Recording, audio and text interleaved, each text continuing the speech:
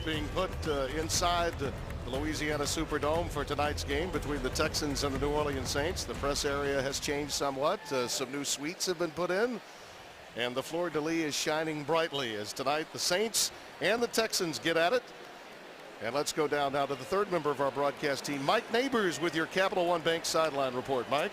Thank you very much, Tim Brando. Now, Sean Payton is a football coach, but he likes throwing change-ups to his team every once in a while. After a lackluster effort against the Patriots, this week's theme was accountability in practice. If you drop a pass, you run a lap. If you jump off sides, it's an up and down. If it's a missed assignment, you're going to pay the price even on the depth chart. Just ask left guard Carl Nix, who was demoted for a day from the first team to the second team. The players didn't like it at first, but the message was received loud and clear. The practice has improved, especially against the Texans, as their best practice of the week was on Thursday. Sean Payton pushed all the right buttons a year ago, and so far this preseason, he's pushing them. Back to you guys. All right, Mike, thank you. The Saints will have an opportunity early on to show what they can do offensively, and frankly, after a difficult week, what I noticed at the walkthrough was the attention that really Sean Payton got from every player at every level. And he pointed out whether it was Carl Nix, whether it was Drew Brees, whether it was a player like a Marcus Colston. Here's where you came from. You must remember where that was. He's calling on his frontline players, his starters, to step up tonight and show why they deserve a spot on this football team and show why they won a Super Bowl. He wants to put last year behind him and make everyone come out and earn a right to be on this football team. Chris Brown, the veteran and only original Texan on this Houston team, and frankly, wondering whether he'll make the final roster. We'll kick it away. Courtney Roby is back deep to receive at a 97-yarder, of course, a year ago. And there's Gary Kubiak, fresh off a 3-year contract extension in the offseason. Now the 5th year for him. Came into Houston at the same time as did Sean Payton. Now time for the Napa Auto Parts opening kickoff. And it's Roby from the 2.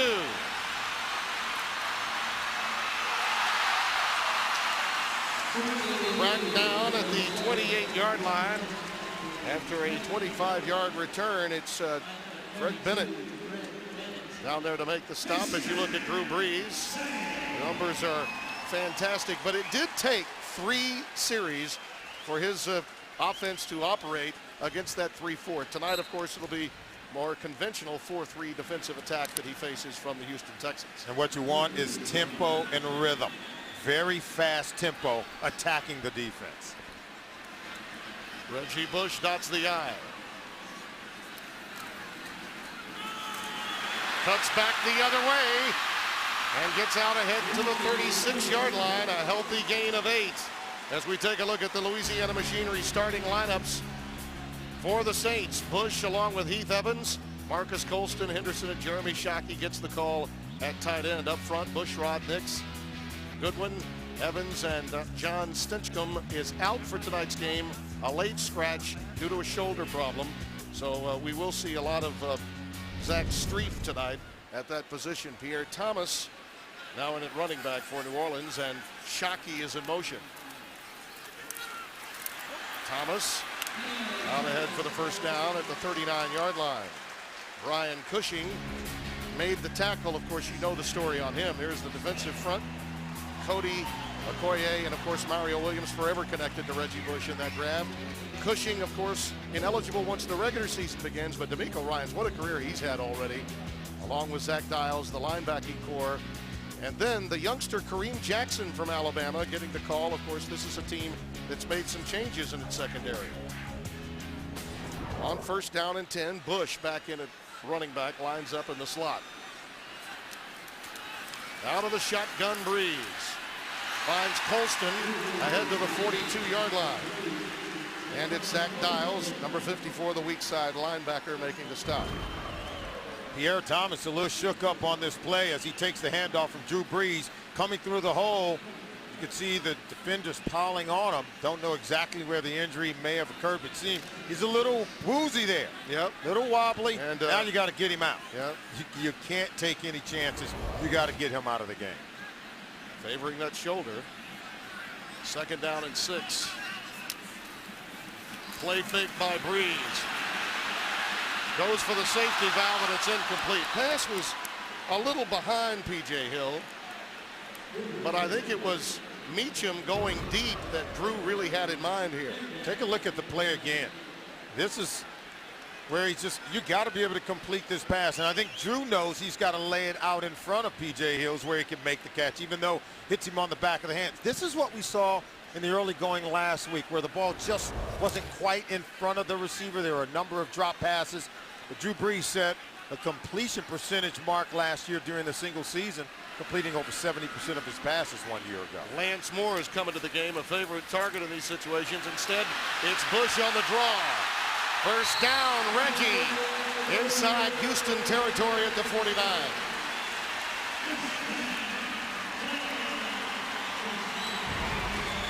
Zach Strief, look at the protection at the right tackle. Here you go. Nice block there, then picking up a secondary block on Brian Cushing to get Reggie Bush to the second level. There was a face mask there by Bernard Pollard. Didn't see it. Could have been called, should have been called. First and 10. Breeze dumps it to Shockey. Oh, nice move. Nimble is Jeremy with that move to get an extra couple of yards before Cushing and Connor Barwin knock him down. And now we're seeing some rhythm to the offense. Quick passes, getting the ball out of the hands of the quarterback, getting the completions, moving the chains. This is what we're accustomed to seeing from a New Orleans Saints offense. Sean Payton knows how to dial up the right plays, and then he has a quarterback to carry him out. About Jeremy Shockey, I think Jeremy Shockey is poised for one of his better seasons. As good as he was last year, I think he'll have an even better 2010 season. Well, Pierre Thomas is back into the game, and he'll tote it. Cushing was in pursuit, was the first to get there for Houston. Boy, Cushing and D'Amico Ryans, both these guys are really good players. Both the former Rookie of the Years on the defensive side of the ball. Cushing won the award just 1 year ago, as you see Thomas jogging off the field. But D'Amico Ryans, these two teams know one another very well after combining training camp practices for the last 2 seasons. Yeah. So no one's going to be fooled out here. Both teams, their intensity is very high. Houston very much in a similar spot to the Saints a year ago with regard to their organization. Much is expected and anticipated for Gary Kubiak's team. On third down. Flags will be thrown on that one. Shockey being defended by Bernard Pollard. No doubt face guarding was taking place there. You love this by the New Orleans Saints. They understand the matchup advantage they have with Shockey. Defense, number 31, automatic first down. Al Riveron, our referee of a stable officiating crew. At the top of your screen, look at that. Pollard's not even looking for the ball. Has his hands on Shockey.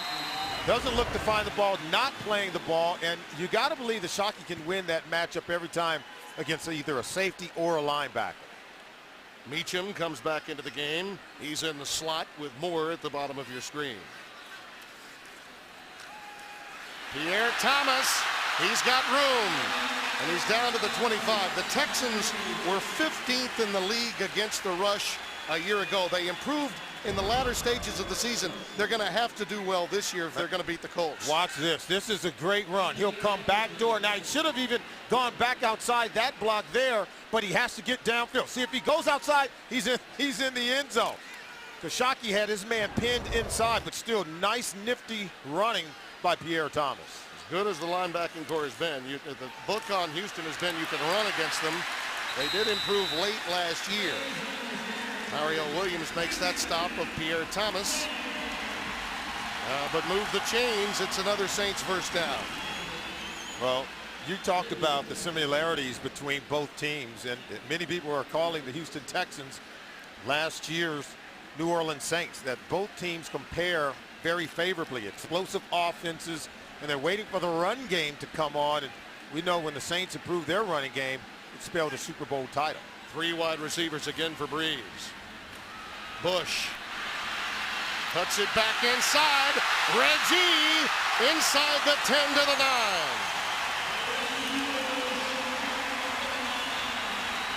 Now that's some nifty running as well. Reggie Bush is set to improve his ability to run inside. Watch as he picks the holes. And he gets downhill, and if Lance Moore holds his block, Reggie Bush is going to score a touchdown. You see, he's talking to Lance Moore. Say, if you just hold on to him, I'll do the rest and get it into the end zone. The Saints have entered the Cox Business red zone, and Reggie Bush has much to do with it. 3 carries for 29 yards on this drive for Bush. He's the lone setback for Breeze here. He wants it. He takes it. He has it.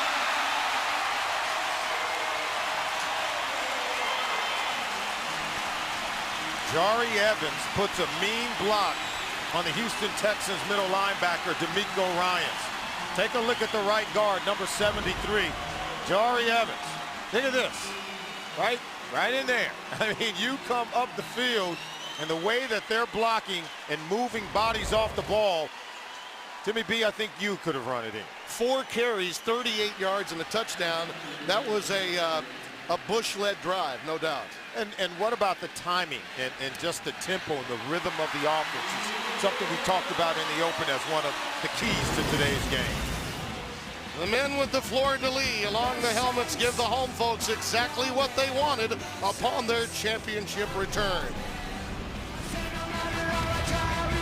Wilcox and Mike Neighbors with you here on CST HD for those of you that have it available, and 54 yards rushing, 7 pass yards on that drive, leading to the Bush 9-yard scoring drive, and Eric Hill Nissan scoring drive was a good one, and it was anchored by Reggie Bush, no doubt about that, Sally. Yeah, we said they had to come out with good timing and tempo in the offense. I thought Sean Payton did a good job of mixing in the run and pass. Short passes from Drew Brees and Pierre Thomas and Reggie Bush fueling the run game. Back deep is Trendon Holiday, the rookie of LSU from Garrett Hartley. He starts at the 10.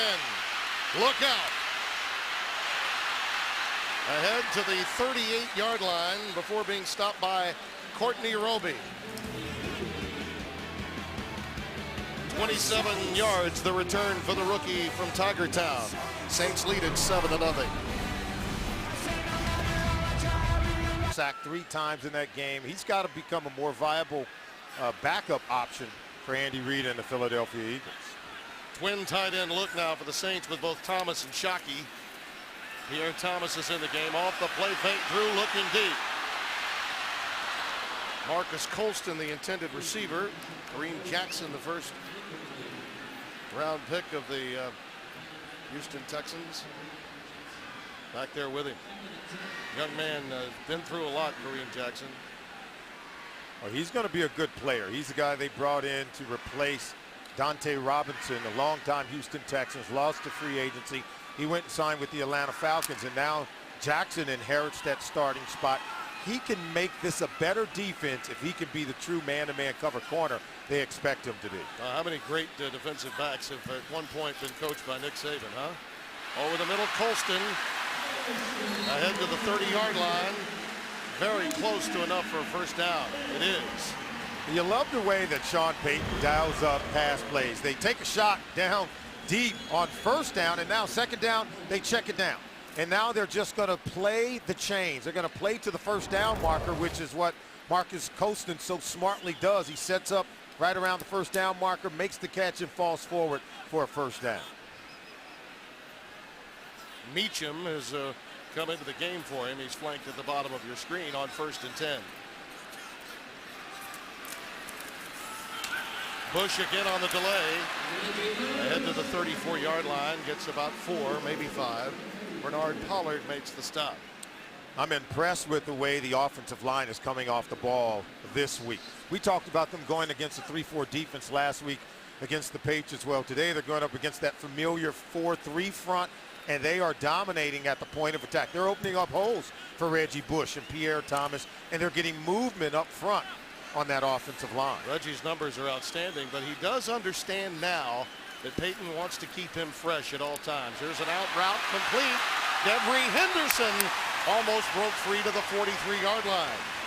Excellent catch in coverage by Devery Henderson. Now watch this throw by Drew Brees. He puts it on the money where only his guy could get it, even in close coverage. Henderson breaks 2 tackles, falls forward. So you can see they're working the chains. dinking and dunking with the passing game, mixing in some run with Reggie Bush. This is the continuity, the timing, and chemistry we talked about in our open that we wanted to see early from this Saints offense. Glover Quinn is coming to the game, replacing McBain, who's missed a few tackles. He's checking Meacham now at the bottom of your screen as Breeze rolls and looks for help and lost the ball, and it falls incomplete. I believe he saw Brian Cushing there and said, enough of that. Oh, you should have saw the block Pierre Thomas put on Brian Cushing. It is a head hunter. Now watch him come into the ball right there. Look at this. He gets a block. Then now Breeze says, you know what, I need to get rid of it. I just need to get rid of it right there. And I think what he wanted, he was expecting Pierre Thomas to slam into Cushing and then check release so that he could be wide open in the flat. But Cushing just smartly jammed Pierre Thomas inside. Second down. Thomas again. Right into the face of Cushing and other Texans linebackers. And he stopped after about a gain of 4. Eugene Wilson making the stop for Houston. But then again, good movement by the offensive line. What you love about Pierre Thomas is he creates yards after contact. Even if you hit him at the line of scrimmage, he doesn't go down easily. He's running out of his shoes trying to gain extra yards. Fred Bennett re-enters the game as the nickel package is deployed for the Texans. 3rd down and 5. Bush is in motion. Little stop and go for Bush. Overthrown. Brian Cushing going up against his former teammate at USC. The linebacker matched up against Reggie Bush. And if you're Drew Brees, you got to take a shot. He overthrows this one just by a hair because he knows that he should have had Reggie Bush working against the linebacker. And you know Drew Brees, he's as competitive as they come at the quarterback position. And it's been his history when he's a little off. It's always high because he's so pumped. Absolutely. He's that way every time he plays a game, preseason or regular season. Morstead, who's healthy, and that's good news after last week, punts it. That one's lost at the 15-yard line. Texas may have it. Holiday dropped it. Remember, after a muff, the ball is not available for the defensive team until it hits the ground. You can't take it out of the air. And we'll see who comes out of the scrum with possession. And that ball indeed hit the ground. They're saying the Saints have it. We've been waiting for this team to come up with some turnovers. Didn't have any against the Patriots last week, and they get one tonight. And it's Prelude, who is really waiting for a big play. Here's some Prelude, comes away with it. This is a muff now. The defense can't recover it until it touches the ground. Now the ball is live for a defender, and you can see the hit. And now at the bottom of that scrum, Pearson Prelude comes away with it, getting the Saints their first turnover of the preseason. You know, you look at that closely, and you can tell that the ball is down around his knees. He really had to work and scramble to recover and get possession. Saints have entered the Cox Business red zone yet again. 4 wideouts for Breeze. For Henderson. Boy, you know, that was one of those defensive moments where Glover Quinn had no idea where the ball was, and Devery caught up with it a bit late while it was in flight. I was going to say, and Henderson didn't have any idea where the ball was. He couldn't find the ball. And if you're Drew Brees, you put this one on the money. You drop it in over the head of the defensive back. But see, Henderson can't see it. Yeah. He was looking for the ball but could not locate it. Had a step on Glover Quinn. I think had Henderson found the ball, he would have caught it for a touchdown. Breeze has missed on his last 3 aerials. This time gives it away to Thomas. And Pierre Thomas burrows down near the 11-yard line. Bernard Pollard, Connor Barwin collaborate for Houston. Now, if you're the New Orleans Saints, this is where you give Drew Brees something he can work with. Several options, even if it means a check down to the running back. They will often go empty here and try to spread the defense thin and find the best matchup. If you get a linebacker or safety on Shockey, this is where he usually comes through for you. Colston lining up against McCain, Bryce McCain, but a timeout taken by the Saints. 7-0 Saints, knocking on the proverbial door yet again after the turnover by Holiday. Fingers camp notes. And probably down at the bottom of your screen there, the signing of Odell Betts is something that we talked a little bit about last week, and he had a couple of options, decided for $750,000 to come in. He's coming off an ACL injury, but I think he's an upgrade over what they had last year in Mike Bell. Here's a player that's much better in terms of his pass protection of the quarterback, and he's a veteran guy that's battle-tested at the NFL level. I think that's a huge pickup for Sean Payton and the New Orleans Saints. Saints have had the ball for 9 minutes and 42 seconds of this first quarter. The Texans only a minute 29.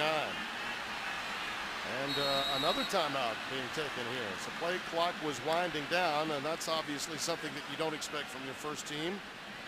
Well, you don't expect them to have to burn one simply coming off a timeout as well, because you should have enough time to be able to organize your team, get the play into the quarterback, and have him get everyone out of the huddle and get the ball snapped. The world awaits the next call. We know they've had plenty of time to ponder it, correct?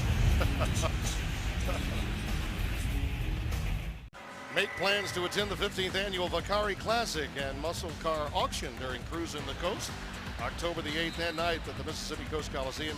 Visit VakariAuction.com for details. Well, here's an encouraging thought. There was a problem when resetting the clock, so no timeout was called, at least the second time around, by Drew Brees. The clock malfunctioned by the clock operators. On third down, Drew running out of time, decides to dump it to Colston. Does he get in? No, just shy of the end zone, but it is a 1st and goal for the Saints. This is just heads-up play by the athlete that is Drew Brees. They go empty set. Now he gets tripped up. He's going to stumble, but then watch this throw. It's a bullet over to Marcus Colston. He picks up the first down, even though he's short of the goal line. Saints line up almost in a hurry-up, not allowing the Texans to make any substitutions.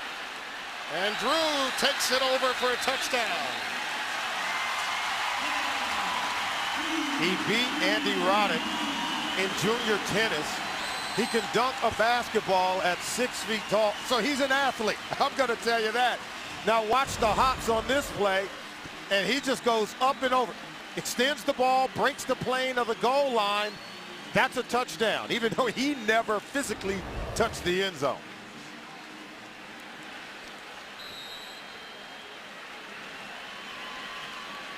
Garrett Hartley for the extra point.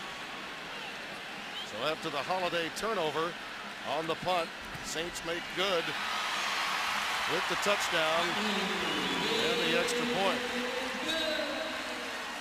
Well, the Saints are raffling off a Super Bowl ring identical to the one that the players were awarded to benefit those affected directly by the oil spill.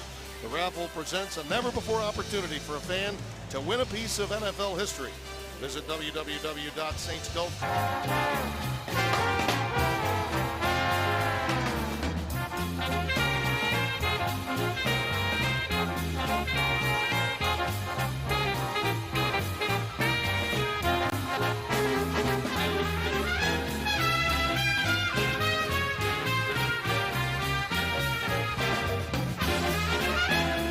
I think is absolutely amazing. And a wonderful cause. Yes. Benefiting too. Eric Hill Nissan scoring drive, just 4 plays, 15 yards.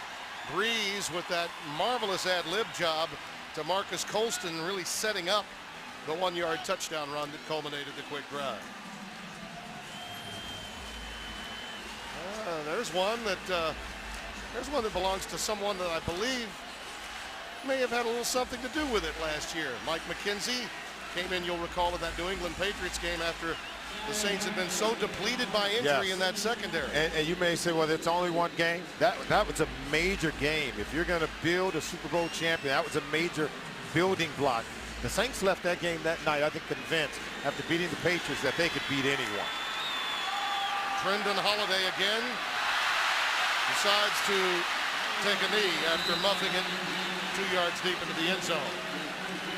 You know, his nerves are up, playing so close to home against the defending Super Bowl champions. Well, time now for the Cox trivia question. Garrett Hartley set an NFL record for consecutive field goals made to start a career. How many was it? Give it some thought. The Texans at long last have another chance with the football. They've only had it a minute and a half in this game so far. They're one of the league's best offenses. Look at that. Led the league in passing 1 year ago. Twin tight ends for Houston. Schaub, down he goes. Cedric Ellis. Boy, Ellis takes his time. He gets to the quarterback. Play action pass. Schaub is forced to hold on to it, but Ellis comes right through and gets a sack. Schaub was waiting for Andre Johnson to get open up top, but Ellis is there to save the day for Greg Williams, who has to love the fact that his young tackle is getting a sack. After that sack, now the total numbers for Houston minus a yard.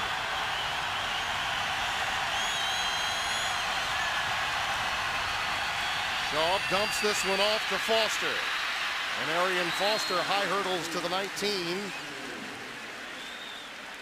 First to get there was Prelude. Already we're seeing greater intensity from the New Orleans Saints defense, swarming to the ball, sure tackling. Look at the hitting at the legs of Arian Foster. He gets hit, he goes down. Pearson Prelude missed a few tackles 1 week ago, much sure of getting the man on the ground this week. I think he knows he really has to earn his spot on this team, don't you? He played poorly last week, and you're right, he's in a battle for a roster position. He and Osama Young, who's injured, can't go tonight. Really vying for one of the last spots on this roster. On third down, Schaub's pass is caught and immediately hammered by Randall Gay. Is Joel Drees at the tight end? We've got a flag down. Might be personal foul against New Orleans. Personal foul, number 69. Defense, late hit, 15-yard penalty, automatic first down. Anthony Hargrove identified yet again. And this is something that Hargrove has to control his emotions and his intensity. Yep. Man on the ground, you lead at the head once he's on the ground, and you can see Sean Payton none too happy with that decision. Hargrove was one of the players that he identified when speaking to them after the walkthrough yesterday. That pass is caught. Down at the 45-yard line is David Anderson, number 89, Malcolm Jenkins, making the tackle. And we've got another flag down.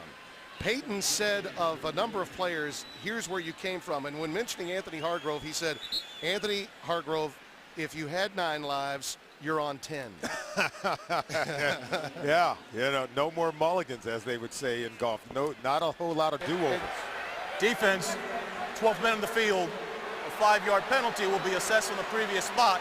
It will be 1st and 5. And again, not to pile on Anthony, but the truth is he had a troubled pass. He got a second chance. He took that opportunity and ran with it. And so many players on this team did that a year ago. Don't let that be the only time you flourish. And Payton, I think, really serves his team well at taking everyone back to those moments of humility and understanding what it took to get here, and let's keep the same mindset. Flag down. Saints look to have moved prematurely. Where they drawn, we'll find out. It was Arian Foster that carried it for about 5, maybe enough for the first down, but Cedric Ellis looked to move prematurely.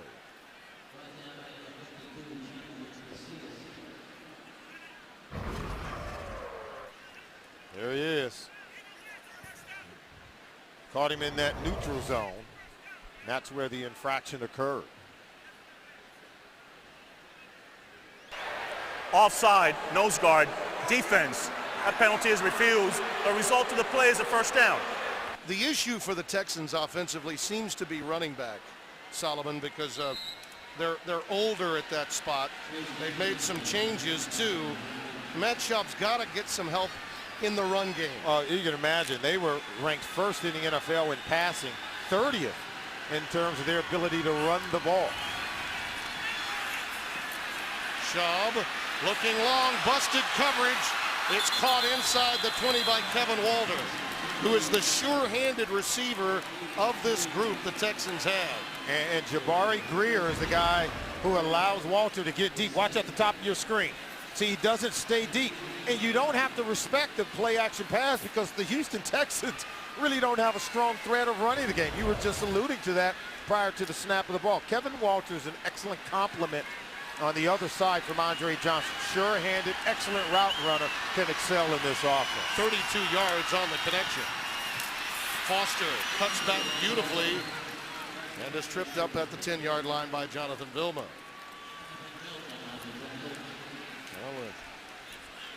We've come to the end of quarter number 1 with the Saints leading by 14.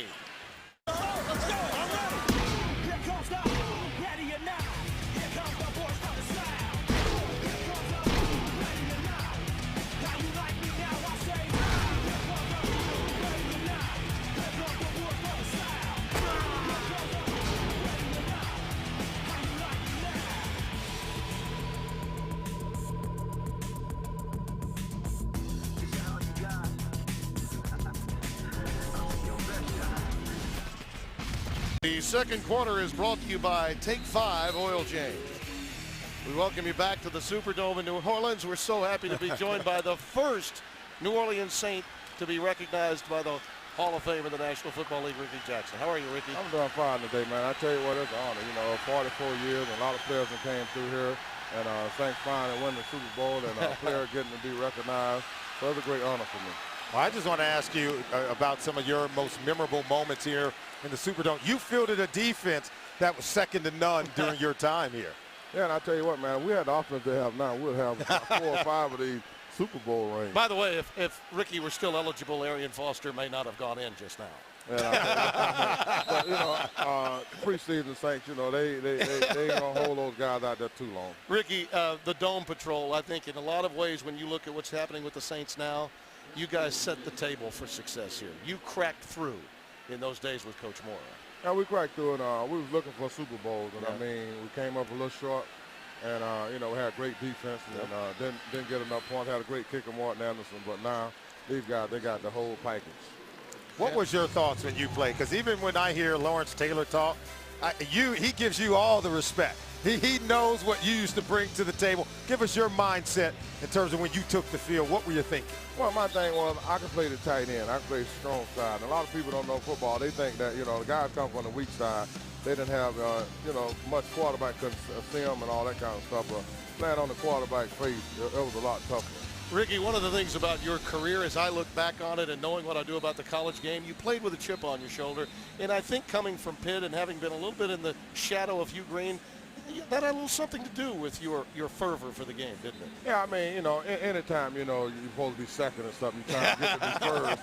And, you know, I was always trying to work my way up to first. And Hugh got a lot of publicity, you know, his freshman year and sophomore year. So I had to try to overcome that, you know, so it made me work a lot harder. When they slipped that yellow jacket on you in Canton, what went through your mind? What went through your heart? What were the emotions that flooded through your body? Yeah. Well, they finally got the best strong side linebacker in football in the Hall of Fame. I mean, you know, they put a lot of guys in, and now they finally got it right. I'm just a little upset they didn't put the hat you had on the bust. Yeah, I tell you, know what I mean? I put it on there, and I got a lot of pictures with it on there, man, and a lot of people kid me about it. Listen, look, you wear your emotions on your sleeve. I was here for that great game with the Falcons back in '06. You were wearing the old pantsuit with 57 on it. You're still a big Saints fan, aren't you? Oh, yeah. I mean, I come to all the home games. I got my own TV shows, radio shows around here. So, you know, I bleed black and gold. Courtney Roby takes it out for a nice return, and it was nice having you return to the booth and see us. I appreciate y'all inviting me. Reggie, congratulations. All right, thank you very much. Ricky Jackson, Hall of Famer of the New Orleans Saints. Great to have him in the booth with us. On the return team. Got a marker 10-yard down. penalty. So that will negate some of that return. Holding was the call. Let's take a look at the numbers, the first quarter stats, brought to you by Aaron's. Rushing yards, Bush had the lion's share of those numbers for New Orleans.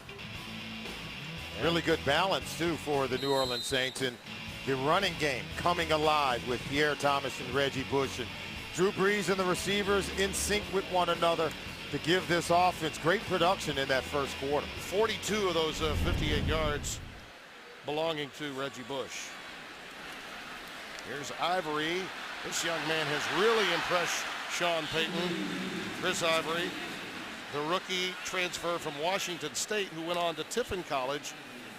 He may have tremendous upside, and given the circumstances of bringing in Ladell Betts, who we probably won't see tonight, But the loss of Lionel Hamilton, he's going to have his opportunities. Yeah, Ivory gets a real live audition tonight to make this club. 6 feet, 220 pounds, so he's a load. Chase Daniel is in the game at quarterback for the Saints. And that pass is tipped into the air, out of bounds by Zach Dials. There's Chase. Of course, had his opportunity to play last week. I thought acquitted himself nicely in the game against New England.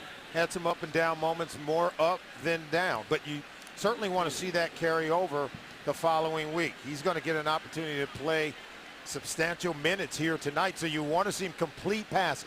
You want to see the same level of play that the offense had with Drew Brees. You want that to continue with your backup quarterback. Yeah, and he's primarily in there with nothing but first teamers. 3rd down and 4 for Daniel at the helm. That little curl is good for a first down by Lance Moore. Very smart selection by Chase Daniel. And that opened up very quickly, and he got the ball out of his hand. Watch him curl up from the left side, coming into your screen there, and you just take it. As soon as the window open, you don't hesitate. You take what the defense gives you, and that allows you to have a high completion percentage. Boy, playing for Gary Pinkel, he was incredible. Put Missouri football back on the national map, and they had not been on one since Dan Devine had coached there. Play fake, Chase with some time, pocket now collapsing. Dumps it for Thomas. Pierre gets away from the shoestring tackle and is out to the 39. Wow, Pierre Thomas, tough to bring down. And Daniels makes a good decision here. I think he's got to rep this a lot sooner, go through the progression. See, Thomas is open right now. Get the ball out of your hands, and Thomas have not only time to catch the ball, but he'll have time to make a move on Glover Quinn, number 29, and still gain yards. But good catch by Pierre Thomas still. Always tough to bring down in the open field. Colston is coming to the game now at wide receiver up at the top of your screen. And Devery Henderson in motion. Chris Ivory. Wow. That's good running. You can see why Sean Payton loves this kid. He's a load. We told you he was at 220 pounds. Watch the way he gets one cut and then heads downhill. Running fast, breaking tackles, dragging defenders, and gaining yards after contact to pick up a first down. You love that kind of running. He's the elixir for Mike Bell. And if you recall, it was this game at Reliance Stadium a year ago when Mike Bell really arrived as a New Orleans Saint. He did arrive and caught the attention of his head coach, Sean Payton. And I think Chris Ivory is trying to do the same thing tonight. On first down, Daniel, slide of size, of course, so they're going to run a lot more rollouts for him to give him a better opportunity to see down the field. Connor Barwin coming with pressure that time, number 98. Well, I think that's something that he can really learn from Drew Brees. You know, Drew is about 6 feet tall, not as tall as your Peyton Mannings or the Carson Palmers, the Tom Brady's, but boy, can he find windows. And just the ability to get rid of the football, and he's not distracted at all at the line of scrimmage when the pass rush is coming. Always knows how to move and stay in position to deliver an accurate pass. 2nd and 10. Bush.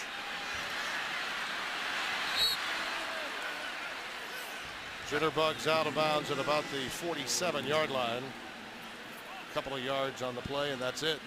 Well, go to www.coxsportstv.com right now for your chance to ask the announcers. Brought to you by Golden Flake. If you have a question for Solly, Mike, or myself, go to www.coxsportstv.com. Click on the Ask the Announcer icon, and we'll field some of your questions. Please include your name, city, and your email, and we may even answer your question on the air tonight. Pierre Thomas, the lone setback. Daniel's pass is nearly picked off. Thrown a bit behind Thomas, the tight end. Eugene Wilson had a shot at it from his free safety position. Now, it was thrown way behind Thomas on the right side of your screen, but Thomas should have been looking for the ball. He was not looking for the ball. He had his eyes on D'Amico Ryan's 59. Thomas should have presented himself more favorably where Chase Daniel could have completed the pass. That pass was not the fault or problem of Chase Daniel. I think the tight end's got to give him someone to complete the pass to. Morstead will punt it away, and New Orleans native Jacoby Jones is back deep. He'll let it bound into the end zone. And a flag is thrown. at the 1 yard line. Could be an illegal touch by the Saints. Roby touched it, I think, off the knee or maybe the head. That's where the flag came from. Here you see it coming down, and yeah, it hit him.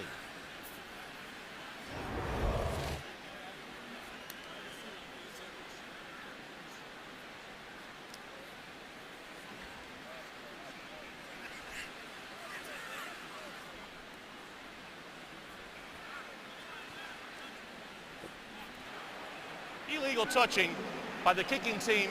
Number 15 stepped out of bounds and was the first player to touch the ball. The 5-yard penalty will be added to the 20-yard line, which was a touchback. First down. Timeout. Roby was out of bounds, came back in, and then touched it. We'll come back. The Texans trail 14-7 at the home of the champions. Relief was created to aid recovery efforts and encourage restoration of the Gulf Coast fragile ecosystems. To make a $10 donation, text SOS to 27722 on your mobile phone or donate online at www.sogulfcoastfreerelief.com.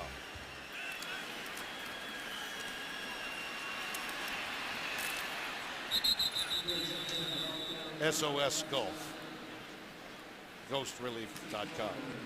Andre Johnson on the receiving end, a couple of yards shy of the first down. Andre Johnson, one of the most prolific receivers you're ever going to see in the National Football League, led the league in receiving yards for back-to-back seasons. The first time that's happened since Jerry Rice has done it. And look at what he's done over the last 2 years. 2nd and 2, little bootleg here for Schaub. It's wide open. Caught by Dreesen, and he's out ahead past midfield and into Saints territory. And now you see why this Houston Texans offense is much respected around the National Football League. Watch the bootleg, and Schaub has several options. He has Dreesen down low, but also he could have taken a shot maybe down the field to Andre Johnson. So Gary Kubiak is, he learned from Mike Shanahan in Denver. 4 seasons, boy, he's done a well of a job with the Houston Texans, taking this offense into that top 5 area. Ball's on the ground. That should be recovered by the Saints. Looks like Goodell on top of it. Wow. Will Smith forced the fumble, and Remy Goodell, I believe, may have fallen atop it. This is what Greg Williams wants. It is the signature to every championship team. The defense has to get takeaways to give the offense extra opportunities.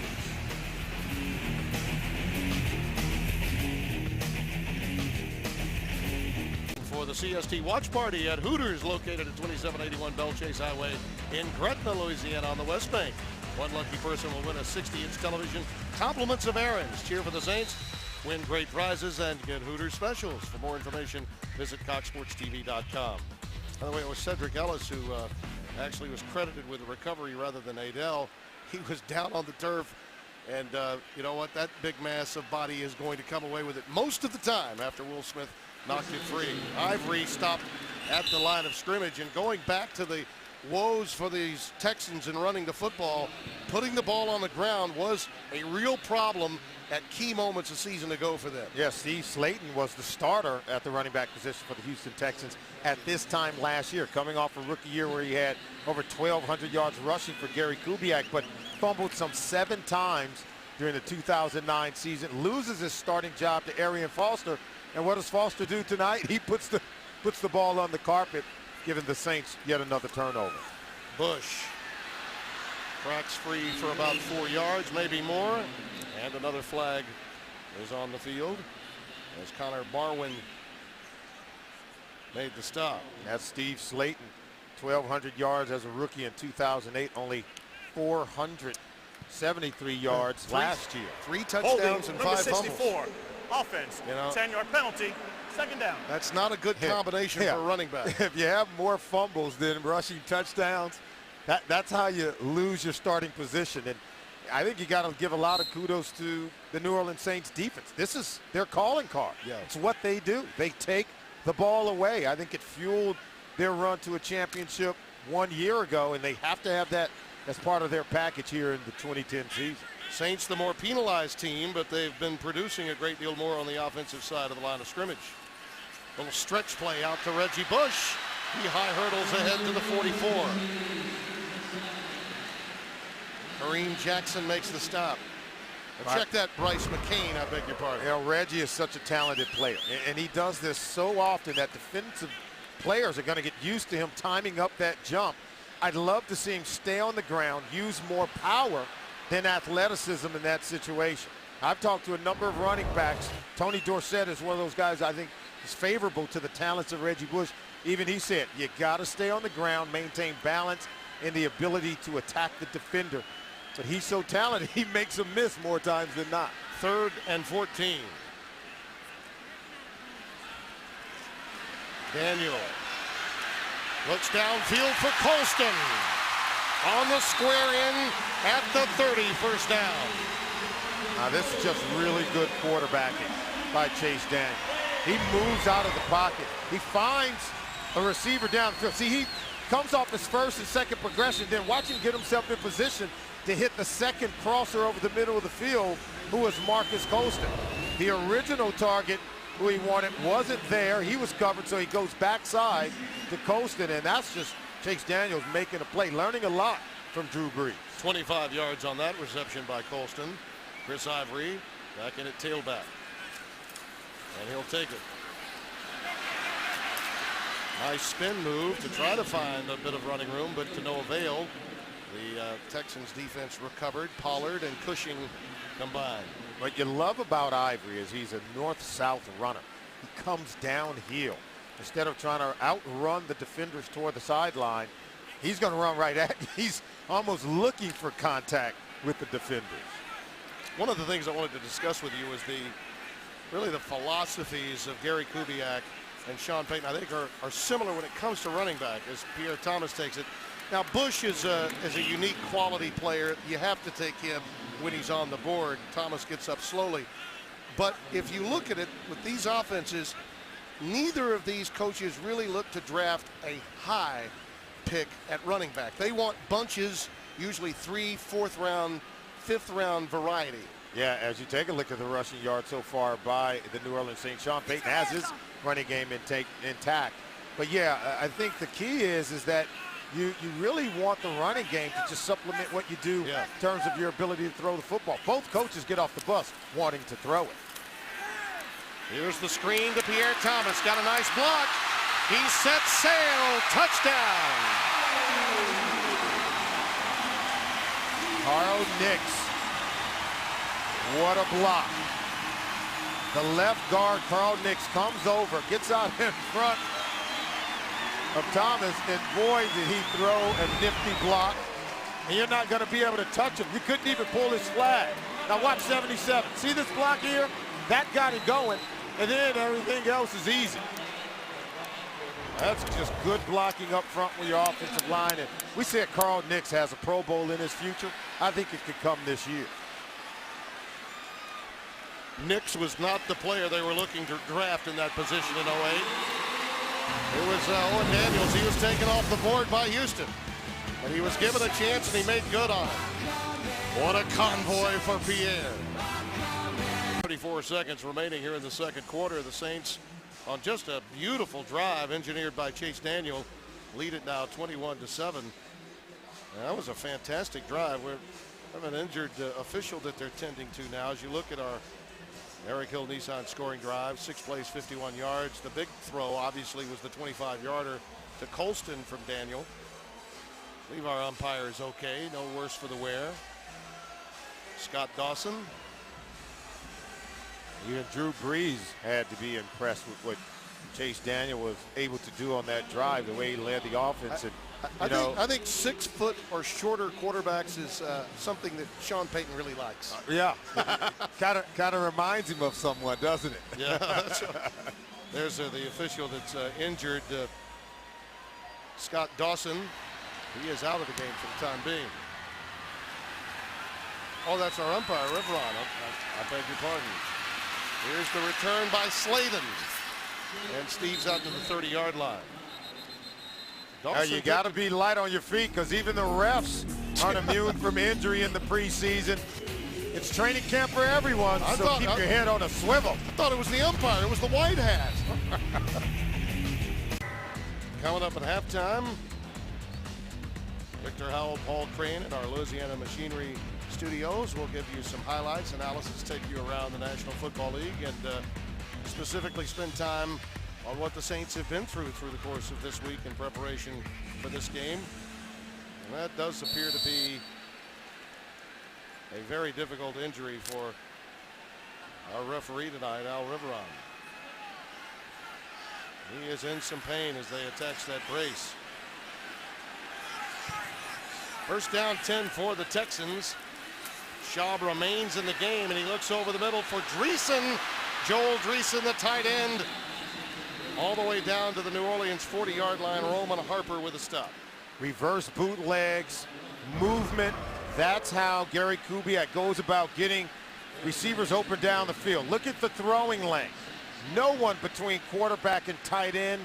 Easy throw over to Dreesen. We saw him complete it on the previous possession, and you can see he's wide open with no pressure in the face of the quarterback, Matt Schaub.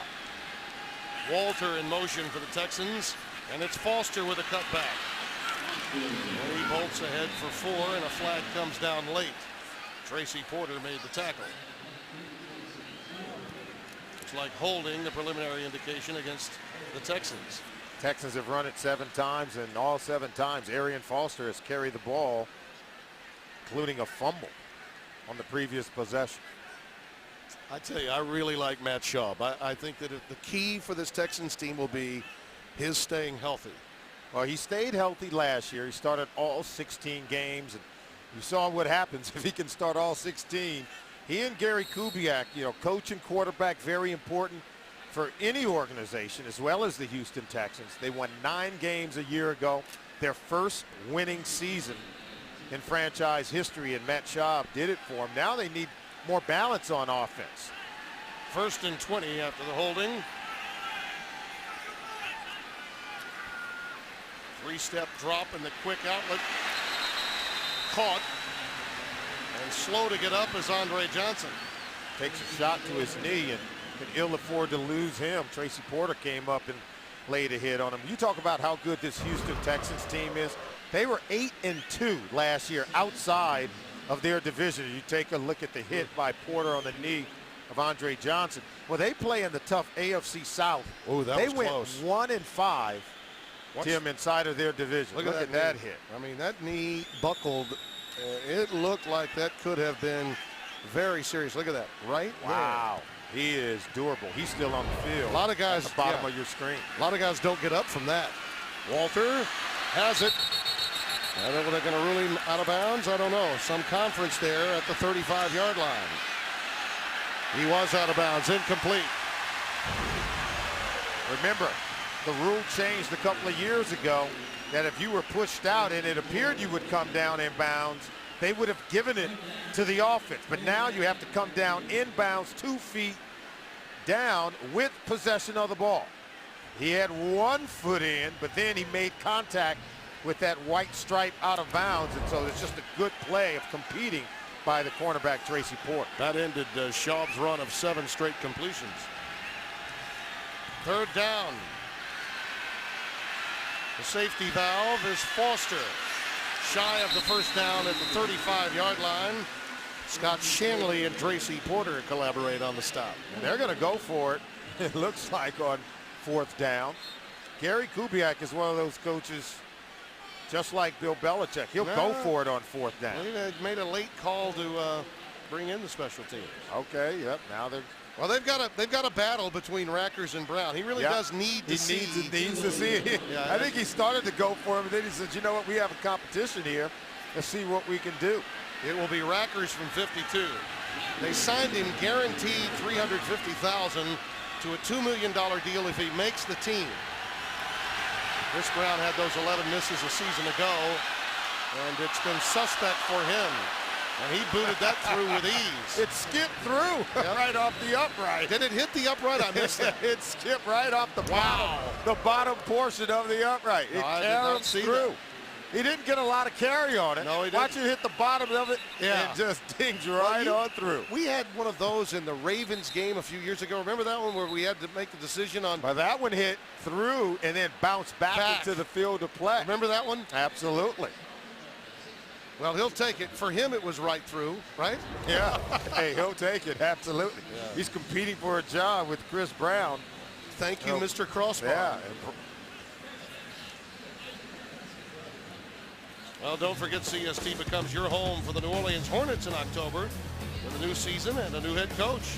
The team returns with 65 games on CST and, of course, pregame analysis on Hornets tonight with Victor Howell, Bob Licht, and Gil McGregor courtside with the best seat in the house. And we've got a weekly look at the head coach, Monty Williams, on the Hornets Coaches Report. That's all right here on CST, your regional sports network, home for the Hornets. And I can tell you that our producer, Scott Snyder, is already in mid-season form. And you bring over Trevor Ariza, Marco Bellini, and, boy, you still have Chris Paul, where it looked like he was ready to get away. Now he sticks and stays on the – I love this Hornets basketball team, and I think they're going to be even better coming up this season. Our man Victor Howell, who you'll see in just a few moments with Paul Crane, hosts Hornets tonight and is all on the sidelines throughout the course of the year as well for the Hornets broadcasts on CST. Roby finally digs it out of the turf and forges ahead. Boy. You love his determination. It didn't look like he was going to get past the 10-yard line as he bobbled this ball. You got to be more decisive, more clean at fielding the ball, and nearly got stuck inside his own 5-yard line. He attacks downfield, dragging defenders, breaking tackles. He's stronger than he looks. He was resourceful, to say the least, to get it out as far as he did. Chase Daniel had a marvelous drive a moment ago. 4 of 7 on the night. 56 yards on the last 2 completions on that stat line of his. Ivory. And Chris Ivory out to the 21-yard line. You like it. See, here's a running back that knows exactly what he's doing. He knows he's not going to come to the NFL level and outrun people by running laterally. But he knows that he can juke one way and then cut, always going downhill, always pressing the line of scrimmage, always maintaining good balance where he can break tackles and create yards even after the defenders have made contact with him.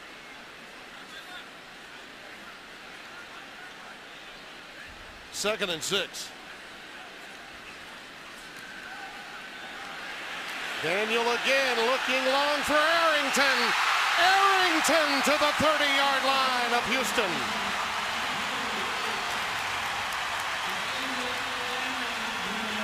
"48 yards. It's all about the play action. Watch it. Chris Ivory the fake, and watch Chase Daniels delivers a bullet. And you had the matchup of Arrington with 26, Eugene Wilson. He's working against the safety. Got to believe you can win that battle. Arrington played really well 1 week ago in New England. He continues to do it tonight.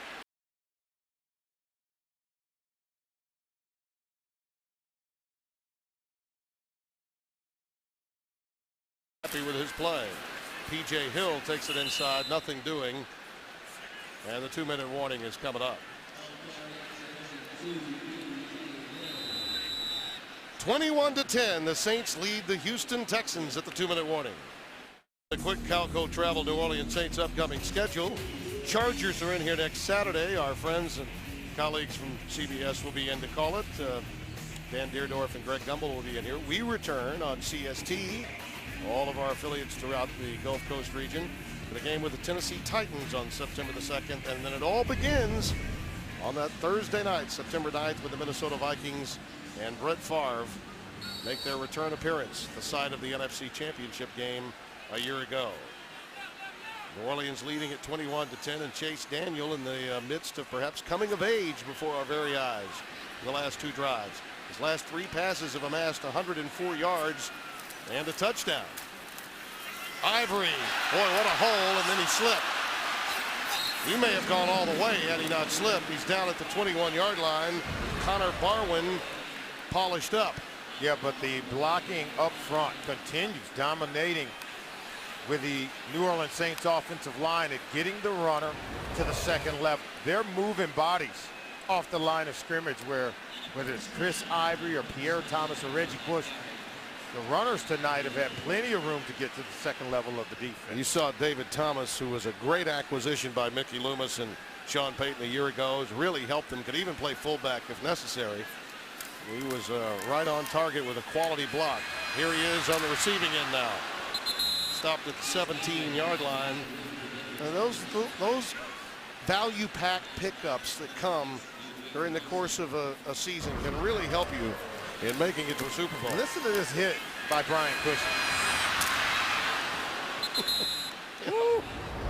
I can tell you what, now you know why he was Defensive Rookie of the Year last season. The kid from USC can rock some bodies. What was your opinion when the AP determined that they were going to hold him as the Defensive Rookie of the Year? Here's Ivory taking it inside the Cox Business red zone, about the 14. But what was your opinion when they chose to not rescind that award? This isn't something that's unprecedented. Remember Julius Peppers' rookie year? Yeah. He was suspended for the same reason, still won Rookie of the Year. There was no revote. So I think they were sending a message saying, hey, you know, why are you forcing us to revote? We still believe he had the best rookie season, and we don't know the circumstances surrounding it. So, you know, I think if you're going to revote it, then I think you have to do things differently. CST has your fix for everything New Orleans with programming every week. Catch post-game highlights on game days at 10:30. Saints tonight during the regular season. On Thursdays, get inside the Saints with Outside the Huddle, featuring the Saints inside the community. And we'll bring you live coverage of the Sean Payton press conference the day after the game at 11:30 a.m. The Saints and CST, a game-winning combo. Third down and 3. Ivory, the lone setback. Daniel has room to run and will. First down, New Orleans at the 5. That's just good quarterbacking. You're right. We are seeing Chase Daniel develop. Now watch as the pocket disintegrates. Continue to move. Continue to find work. And then understanding the sense of timing. When the protection breaks down, you got to get out of there and advance the football, but still smart enough to get out of bounds. Doesn't hurt to have a mentor like Drew Brees if you're Chase Daniel. First and goal. Twin tight end look. And it's Thomas wrapped up a yard behind the line of scrimmage by Bernard Pollard.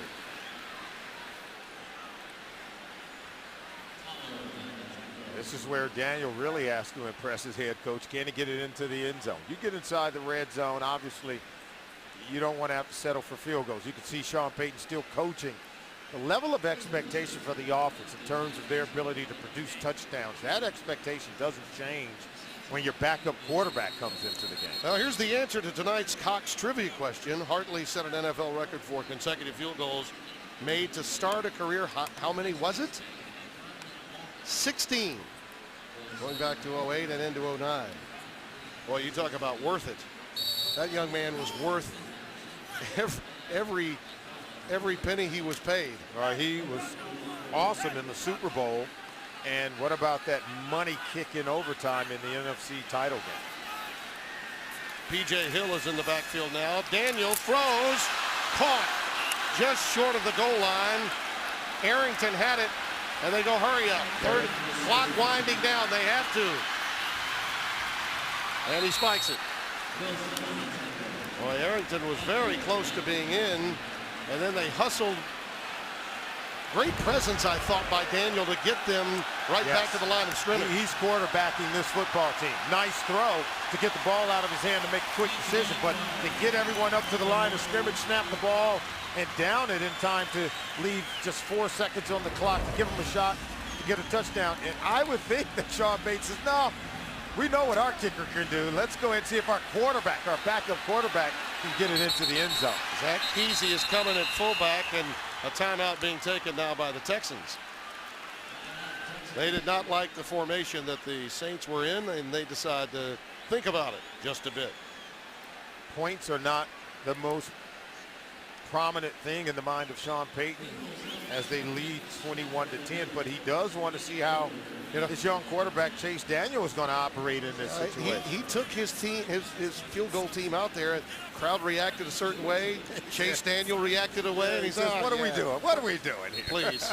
Tonight's copyrighted telecast of the Saints football game against the Houston Texans may not be retransmitted, reproduced, rebroadcast, or otherwise distributed or used in any form without the express written consent of the New Orleans Saints and Cox Sports Television. The Saints did it because I thought it was going to be a delay game. Our referee may be making his way back with his brace. Can they get it in? Yes, they can. Touchdown, Kesey, the fullback, just into the game, and Chase Daniel with the proverbial cherry on top to close out the first half. Well, you got to love this if you're Sean Payton. Drew Brees comes on to lead the offense to 2 touchdowns in the first quarter. And how about Chase Daniel? The production remains the same here in the second quarter as he puts 2 more touchdowns on the board. And Chase has got to be happy, loving what you've seen this offense do under his leadership with the opportunities given to him. 9 of 12, 126 yards and 2 touchdowns for Daniel. And I do believe he came of age. And the memo is out to Patrick Ramsey. Top that. Bring your A game. 28-10 our score at halftime. The Saints have just been outstanding offensively, especially at the end. Chase Daniel did come of age. Let's go down to Mike Neighbors with your Capital One Bank sideline report.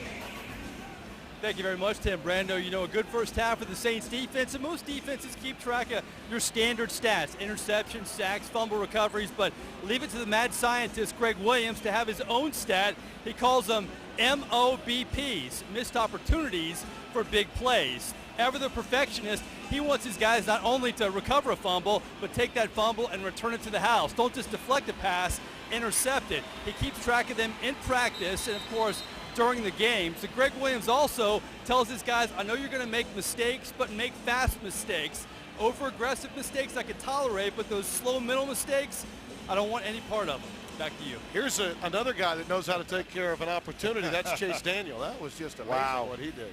Yeah, you know, Sean Payton expects a high level of performance. Even if Drew Brees comes out of the game, Chase Daniel comes in. All he does is lead the offense to 2 touchdowns in the second quarter. How about Drew Brees, though? Yeah. 2 touchdowns on their first 2 offensive possessions. We said they had to come out with intensity, the timing and rhythm on the offense. Yep. We saw that and more. Well, and how about the defense if you look at the keys, we revisit your keys to the game, and the Eric Hill Nissan keys, I think they've made good on just about all of them. Yeah, the timing and rhythm of the offense was spectacular. The offense racking up tons of yards. And then how about the improved tackling on the back end? We saw the defense force a turnover. We saw the special teams force a turnover as well. So I think they're clicking in all 3 phases of the game, offense, defense, and special teams. I think Sean Payton had to be happy with what he saw in the first half, but you know he wants more of the same here in the second half. Yeah, these coaches tend to be greedy. Garrett Hartley kicks it away. Back deep is Steve Slayton. He takes it from 2 yards deep in his end zone. You know of his quickness. Look out. Special teams breakdowns a week ago could be happening again. Slayton all the way to the Saints' 41-yard line. And it was Prelu that finally ushered him out. A 60-yard return by Steve Slayton. Prelu is making some plays on the special teams. You can see the possession chart for the Houston Texans punt. They did get the touchdown, a 7-play drive for 60 yards, but then fumble and a field goal. So give some credit to the New Orleans Saints defense for causing problems for what really is one of the best offenses in the NFL. Dan Orlovsky, 6 years out of UConn, expected to play the lion's share of snaps in the second half. That pass nearly picked off by Porter. The receiver, Jacoby Jones, had stumbled and fallen down. Yeah, Jacoby Jones, had he maintained his footwork, Orlovsky may have completed this pass, but that pass nearly intercepted. They're coming out and they're doing the same thing even with their backup quarterback. Tracy Porter nearly intercepted if Jacoby Jones didn't stick a leg up to bat the ball away. Jacoby took some of his fellow receivers and quarterbacks to his grandma's for some gumbo earlier this week. Slayton is in the backfield dotting the I. He's ahead for about a yard. Marvin Mitchell made the tackle. This is a player that, frankly, they need to see a bit more of.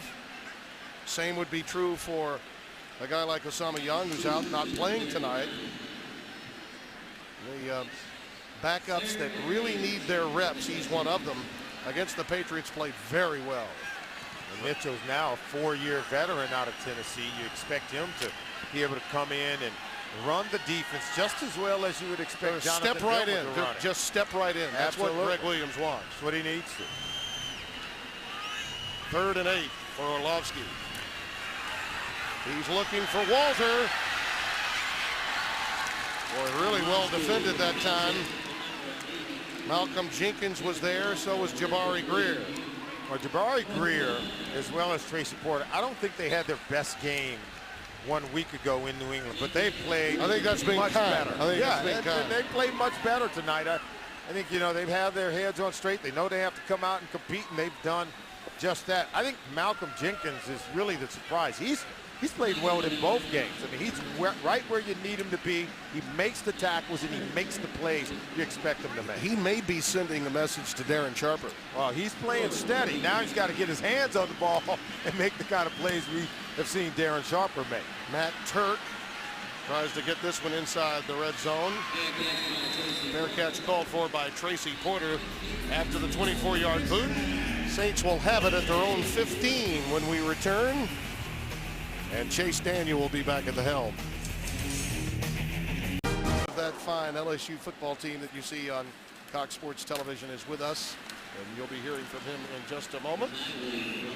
Handoff goes up the middle for about a yard or two, and it is so great to be joined by you, one of the really fine broadcasters in my home state, Len Rollins. How are you, Len? I'm fine, thank you very much. By the way, I hope to do better than Ricky Jackson, because when he was on earlier, the Texans scored. So, we'll see. I mean, as a defensive guy, I wouldn't have thought of that. You know, he's always working. He's always working. Yeah, he's always working. How's my guy Les Miles doing down there? I think he's poised to really have a surprise season. The Tigers picked 3rd or 4th, depending on how you might want to look at it in the SEC West. But this team is poised, and the schedule is there, that if they win their non-conference games and play for the SEC championship, they're in the national championship hunt. P.J. Hill gets ahead for about 5 yards. I think that it's really critical how they start, though, Lynn. This game with North Carolina, I think it speaks volumes. Let's just say word is out that this offense was underachieving a year ago, and they're going up against a defense that's got conceivably 4 first-round draft picks on it. And I don't think that's an unfair characterization that the offensive performance was subpar last year for LSU. They get their skill people involved. I think they've got the best SEC receiving core, not individuals, but as a group of anybody in the SEC. Well, we certainly have seen some examples of what they can do when they're kicking it on all cylinders. 3rd down now, 4 yards to go for Chase Daniels. And we've got a marker down, and Solomon, I know you get into the college game as much as any NFL analyst. I do, and not only do I watch the college games, I follow the college announcers, and Lynn has won the Louisiana Sportscaster of the Year award twice. And so now we're just wondering when Timmy B is going to catch up. Not eligible. He spends too much time in New York. Absolutely. That's the problem. Doing the national studio I pay shows. taxes here, but I don't work here. It's killing me. No, but congratulations to you on that. Thank you. I'm excited about this LSU prospect. I really am. Yeah, and you know something? He's been playing on bad wheels, Solomon. He had 2 knee replacements this year. Now, how is it getting up and down to the booth? What is it like? Does it feel a little bit like what we're about to see here?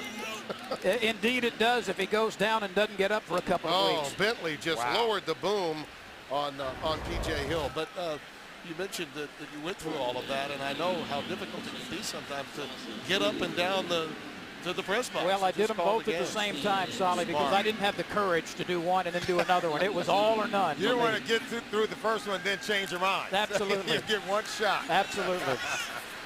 Jacoby Jones is back deep, and he's got some room to run. Flags are down behind him. They will bring this back, although it could be one whale of a highlight for the New Orleans native. taken out of bounds. Lynn, you can hang around for at least one more series, can't you? Oh, indeed. Thank you. I don't know any broadcaster that can't ad-lib for another segment. Do you? Hey, he might even call a play while he's in. No, I'm going to leave that to you guys. I promise. I don't see any purple and gold out there. So 51-yard boot. They will return much of this. During their return, illegal block in the back. Number 18, 10-yard penalty, first down. Well, we thought we'd Timeout. balance it out. Our referee's got a bad wheel. Now we've got an announcer with 2 new knees. Sometimes you have to play hurt.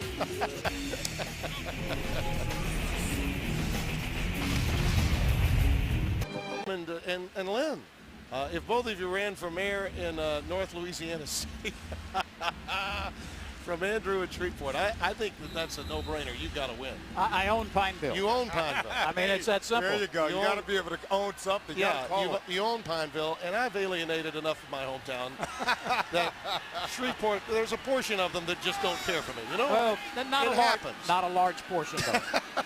I've taken public opinion polls recently. You're doing much better. Oh, thank you. Orlovsky looking long. Markers are down. And we'll have to check on the flag. 2 flags are down. You know, going back to the broadcast that you do with LSU, I know you're so happy to be with Greg Bowser. I remember when Greg played, and of course Jordy There are 2 Hultberg. fouls on the play. Let's wait for the Offside, call. number 54. Defense, that penalty is declined. Pass interference, number 34. Also on the defense, the ball will be spotted at the spot of the foul. Automatic first down. Jordy Hultberg, like it or not, has to deal with the reality that he broke in as an analyst on LSU basketball games on Tiger Vision with me in 1982. Well, that has stood him well over the test of time, that's for sure. He does an outstanding job on the sideline, and Greg is an outstanding and very insightful college football analyst. Lynn, I want to give you a chance to plug the SEC, arguably the best conference in all of college football. Seems like the team that emerges from that conference is bound to win the national championship. Solomon, I think you can look at the SEC championship game as a semifinal game to get to the national championship game. That's the way it's been the last 3 or 4 or 5 seasons. You know, Solomon, you were a part of the Super Bowl that had the largest crowd to ever watch any event of any kind. It even knocked off the final episode of MASH, all right, that had been long-standing. Well, we had the highest-rated SEC football championship game in history a year ago, and had Florida been a little closer, it might have gotten into the NFL rating number. Wow. It really may have. Well, you look at the last 4 national championships. Florida a couple, LSU 1, Alabama 1. That speaks for itself. Nice pass for Orlovsky along the sidelines, complete to David Anderson. That should be good for a first down. To go back to the story in the SEC, it has become the SEC championship game, I think, bigger than any other game played, short of the BCS title. And you recall when that game was being first contemplated, there were a lot of doubters. Yes. But there are no doubters anymore. And you talked about the early game for LSU against North Carolina. You can't stub your toe anywhere in September or October, even outside of the conference, because those teams are going to be stacked so closely. Every game seems to matter. The ball is at the 38. Slayton is in the game and getting some carries. Let me ask you about Russell Shepard, because this is a player that I think a lot of people had in their minds about being a breakthrough talent a year ago. Did not happen. In fact, disappointingly to many, because he didn't know enough necessary plays to get on the field. Now they've moved him to wide receiver. They're not toying with the idea of his being a quarterback at all. Might that be a difference maker for Gary Croton's offense? Oh, I think it's a huge option for LSU that it will exploit this year. Orlovsky with a play fake. Goes for the outlet, and it's taken by Vontae Leach. And Leach is taken down inside the 25 at the 23-yard line. Jolon Dunbar making the tackle. Well, Chris Reeds has an opportunity to make an open field tackle and does not. You got to close the deal on the big fullback. He's not nifty enough to make you move. Chris Reeds is one of the guys, we know he's a great special team player, but he's got to prove also, Timmy B, that he can make plays at the safety position. 3 wide receiver set. Jacoby Jones flanked to the top of your screen. Slayton the lone setback. Orlovsky is dumped. Second sack of the night for the Saints. Troy Evans gets through, number 54, the linebacker. If you had to pick a number, you talk about Evans coming through, Mitchell coming through. It's a meeting in the backfield of the Houston Texans, and they all meet by hitting the quarterback simultaneously. You also have in LSU, in Peterson, I think the best defensive back in the country. I think you could certainly make that argument. He is among, I think, the best 3 or 4 cornerbacks, probably among the best 3 or 4 defensive backs, period, when you factor in the safeties. And there's some great talent at wide receiver as well. And the tight end can get downfield, and D'Angelo Peterson. There are weapons available to LSU. A little quick hitch out to Slayton. He's inside the St. 30 to about the 26-yard line. There are 2 flags on the field. Dunbar again made the stop. Preliminary indication is possible offsides. We'll wait and see. You know, Lynn, as you look at that schedule for LSU. There are 2 fouls on the play. Offside, number 56, defense. Holding, left guard, offense. Penalties will offset. Replay second down. In a lot of ways, it's backloaded within the conference. And that's why I think the North Carolina game is so important. If they stumble early, then you know how the emotions are in Baton Rouge. You want to play Alabama with as much at stake for LSU as there is for Bama. And that's, I think, going to bear out, provided how well they play in September. I think that's true, Tim, although if LSU plays well and loses in game 1, there is time to recover, but that removes the safety net from a national championship perspective. Second and long, and Orlovsky heaves it a little high and outside, if you will, and it was intended for David Anderson. You know, on the other side of that coin, if you beat North Carolina and you beat West Virginia and you take care of the other non-conference games and you win the West, you're in the national championship hunt. It's right there. No question about that. They've got their work cut out for them, but my man Les Miles got the talent to do it, and just having the talent to compete in that conference. One of the things that's vital is Jordan Jefferson's play, how well he's developed. And tell me about this acquisition to the passing attack with Gonzalez helping Gary Croton offensively. What kind of impact do you think that may have, the assistant from Florida? We will see, of course, but his reputation is to maximize the options available to quarterbacks on every play, get the tight ends involved, get receivers open and involved in potential pass-catching situations all over the field. I think it's really going to help Jordan Jefferson as the starter, and perhaps Jarrett Lee. He's come on. He's had a good practice in spring and in the summer so far. Matt Turk is in to punt it away. You see Tracy Porter back deep for the Saints on what is 4th and 21. That sack by the Saints really got in the way of this potential drive as Turk aims this one for the coffin corner. And it takes a healthy Saints bounce into the end zone for the touchback. Well, Lynn, it was great visiting with you. You're spry as ever, even with the 2 new knees. And I wish you and Greg Bowser and Jordy Holberg so much fun while I'm watching you from New York every Sunday. Thank you so much. It's great to be here. Keep up the great work on the Saints coverage. Thank you so much.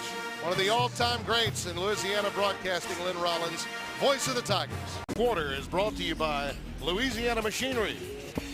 Tim Brando, Solomon Wilcox, Mike Neighbors patrolling the sidelines as the Saints lead it 28-10. Really a lot of fun visiting with Lynn and getting into a little college football talk. Oh, that's great. And college football, obviously, so exciting. It fills up our Saturdays and make the weekend worthwhile. I know I get in the way of a lot of your Sunday meetings, don't I? There's an interception. That one snared out of the air by Danny Clark, and wow. Chase would love to have that one back. Yeah, that was just a poor effort, poor decision to go in that area of the football field with that pass from Chase Daniel. Danny Clark picks it up, but he throws it right to Danny Clark. It was as if he never saw him. Yeah. And how could you not see him?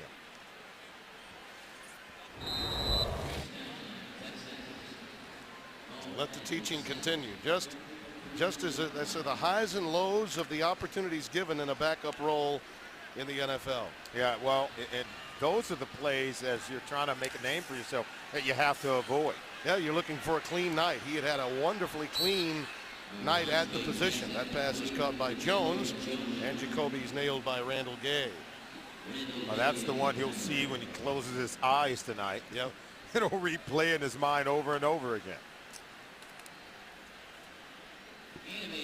There's an old saying, isn't there, about guys in their second year as pros, if they they have a really good first year, you're like, boy, if they could just be as good the second. And then if they're just trying to develop after carrying a clipboard, you'd like to think, well, maybe they can catch up with the speed of the game. As you see Slayton taken down after a negligible gain by Jeff Charleston, one of those defensive ends trying to make the roster spot this year. And it's tough to be good your second year as we look at some other scores from around the NFL. Well, that's the goal. I mean, you want to take that next step from year one to year two. It's what coaches expect. As you see the Baltimore Ravens topping the Washington Redskins, and Shanahan not getting it done, at least not tonight. And the Cleveland Browns get a win. That's our Town Place Suites by Marriott NFL scoreboard. Orlovsky, incomplete. Garrett Graham was the intended receiver as you look at some of those other scores. Hard knocks for the Jets offense, only leading 6-3. And how about the Chicago Bears in the second quarter? Detroit is one of those teams you talk about. Matthew Stafford, who has to improve. I thought he showed well as a rookie, but certainly needs to take another step forward in his second season. This will be a 43-yard attempt for Chris Brown. Not a problem. And let me double check to make sure that it didn't hit a crossbar. No, it did not. You know, I thought my problem was just reading. I didn't think about the far problem. Maybe change text question of the game answer. Last season, the Saints recorded 30 interceptions in the regular and post. How many were returned for touchdowns? Look at that, 67% Solly. Got it right. Well, takeaways are such a big part of what the New Orleans Saints to do in terms of their formula for winning. And I think most of the fans in our area are locked in on just how much that defense meant to Sean Payton winning a Super Bowl championship. Neil Rackers will kick it away. And back deep for the Saints is Rod Harper. He had a marvelous preseason a year ago, you might recall. And P.J. Hill, the up back, takes it instead off the ground. Tried to squib it. PJ picked it up off the bounce and gets it to the 35. Timeout. 5:42 remaining in the third in the Big Easy. All happy with a 15-point cushion. On September 2nd, the Saints travel to Music City to face the Titans for the final game before the regular season. Our coverage begins with Saints Tonight at 6:30 Central. Then stay tuned for post-game coverage on Saints Tonight with Victor Howell and Paul Crane live from the Louisiana Machinery Studio. And our Saints insider, of course, Mike Neighbors, will have post-game interviews from LP Field, including our exclusive one-on-one with Drew Brees. Saints preseason football in high definition on CST where available. Chris Ivory, look at him pop free. Boy, he is tough. I see now what Mr. Payton saw in Chris Ivory. You know, and he's another one of those cases of a guy had some trouble, transferred from Washington State to tiny Tiffin College, and he wants to make a point. He runs with a chip. Yeah, and great leg movement, a great motor, 220 pounds, but run as if he's carrying a lot larger load. The guys can't tackle him. That was Deuce McAllister-esque there. Yes. Was. That wouldn't hurt this football team at all. 9 rushes, 41 yards for Ivory.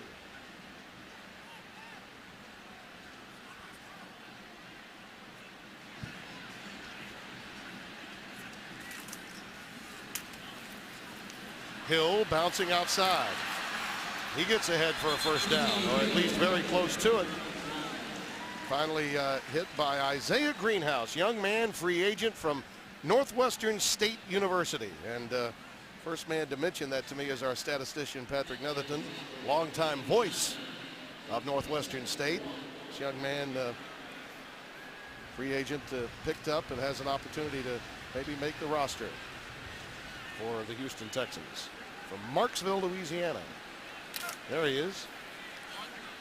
Their sports information director, Doug Ireland, I know, is quite proud to have a demon on the field right now. 2nd and 1. Little swing pattern out to Hill.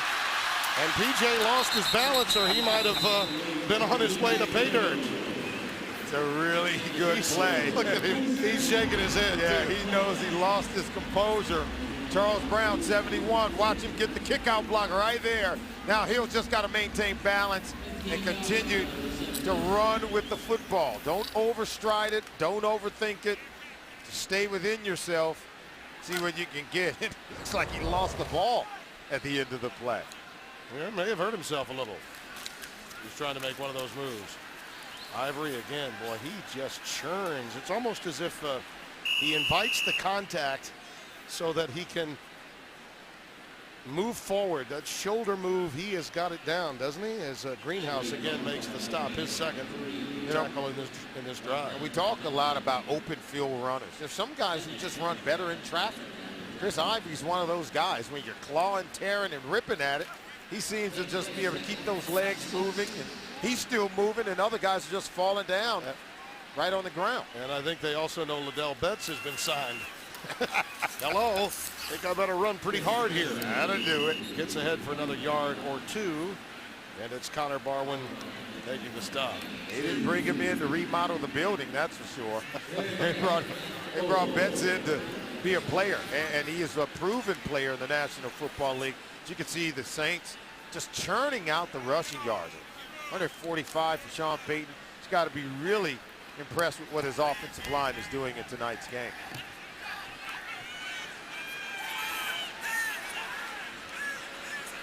Third and 4 for Daniel, and it's P.J. Hill.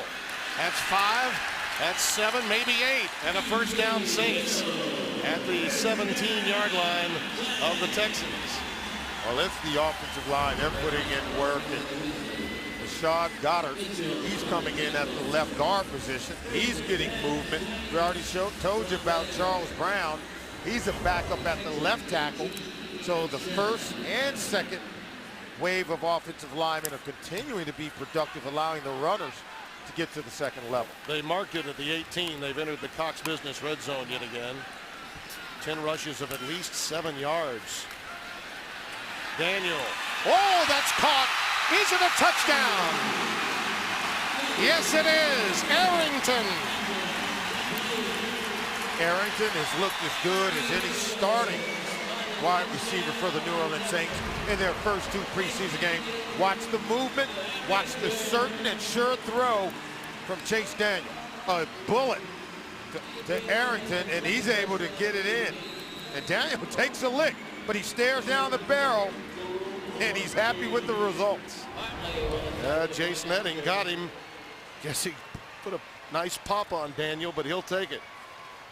And I give Arrington some credit for showing courage. I mean, he knew he was going to get popped if he reached for the goal line. He did, but he managed to get it through. We talked about intensity coming out and competing in tonight's game. The intensity level is much higher. Look at this play, sacrificing the body, extending himself to get it into the end zone. And Chase Daniels and Adrian Arrington, you can tell those two have been working in practice to put together something special. It's paying off tonight. Couple of touchdown passes for him. You look at our Eric Hill Nissan scoring drive. 7 plays, 65 yards, and that erases the memory of that pick thrown by Daniel a moment ago. Make plans again to attend the 15th annual Vakari Classic and Muscle Car Auction during Cruising the Coast, October the 8th and 9th at the Mississippi Coast Coliseum. Visit VakariAuction.com for details.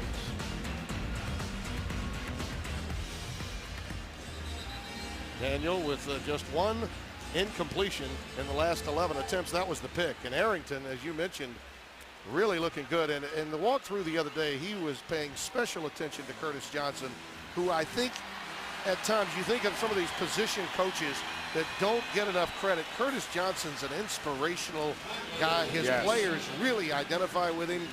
And I think he's done a lot for guys like Lance Moore coming up through the ranks. Yeah, and Arrington could be another case in point. Well, you take a look at a guy like Colston come in at a 7th-round pick, and he's able to work magic with him. So, you know, the great coaches have the ability to inspire guys to take their game to another level. Arrington, 3 catches, 71 yards on a touchdown on the night. Here's the return by Sherrick McManus. He gets it up beyond the 20-yard line. Texans will start out 1st and 10 as you look at the total yards. It's just been a blitzkrieg for the Saints. Sean Payton dialing them up, but no matter if it's Drew Brees or Chase Daniel, the quarterbacks running this offense, really working it. I mean, spreading it around, but their ability to run the ball really does allow this offense to fully open up. On 1st down, the quick pitch to Slayton. Oh, he turned it right back up along the sidelines and gets out to the 44-yard line. Late flags come in. I think the Saints defense sort of thought he was going to take it right out of bounds, and he turned it right back upfield. Well, he tight ropes this sideline. He does not go out of bounds. Watch this cut back in. Little spin back inside. Eluding tacklers, and now the tackling not as sharp as it was in the early play was going. over. Personal foul, late hit on the offense, number 78. 15-yard penalty, 1st and 10. Oh, that really will upset Kubiak as Rashad Butler is tagged with that penalty. And it was well after the play. Yes, it was. Well away from the ball. That was one of those missed tackles was by the backup free safety, Chip Vaughn. That's another one of those young guys really has to take advantage of whatever opportunities come his way. He's now playing free safety for the Saints, number 21. Over the middle, Anderson. Vaughn will have to run him down, and he does at the 30-yard line. Chip is in his 2nd year out of Wake Forest. Patrick Robinson was in coverage, number 34. He's got to stay closer in coverage. Watch it. Look at this. Anderson's wide open, just streaking across the middle of that secondary for the New Orleans Saints. So Robinson's got to tighten up the coverage. Can't allow him to get that great separation. Anderson was doing his impression of Edelman of New England a week ago on that play. 5 years out of Colorado State, number 89. Here's Slayton off the left side. Jolon Dunbar upset that play right away. Got some help from Anthony Hargrove of the Saints.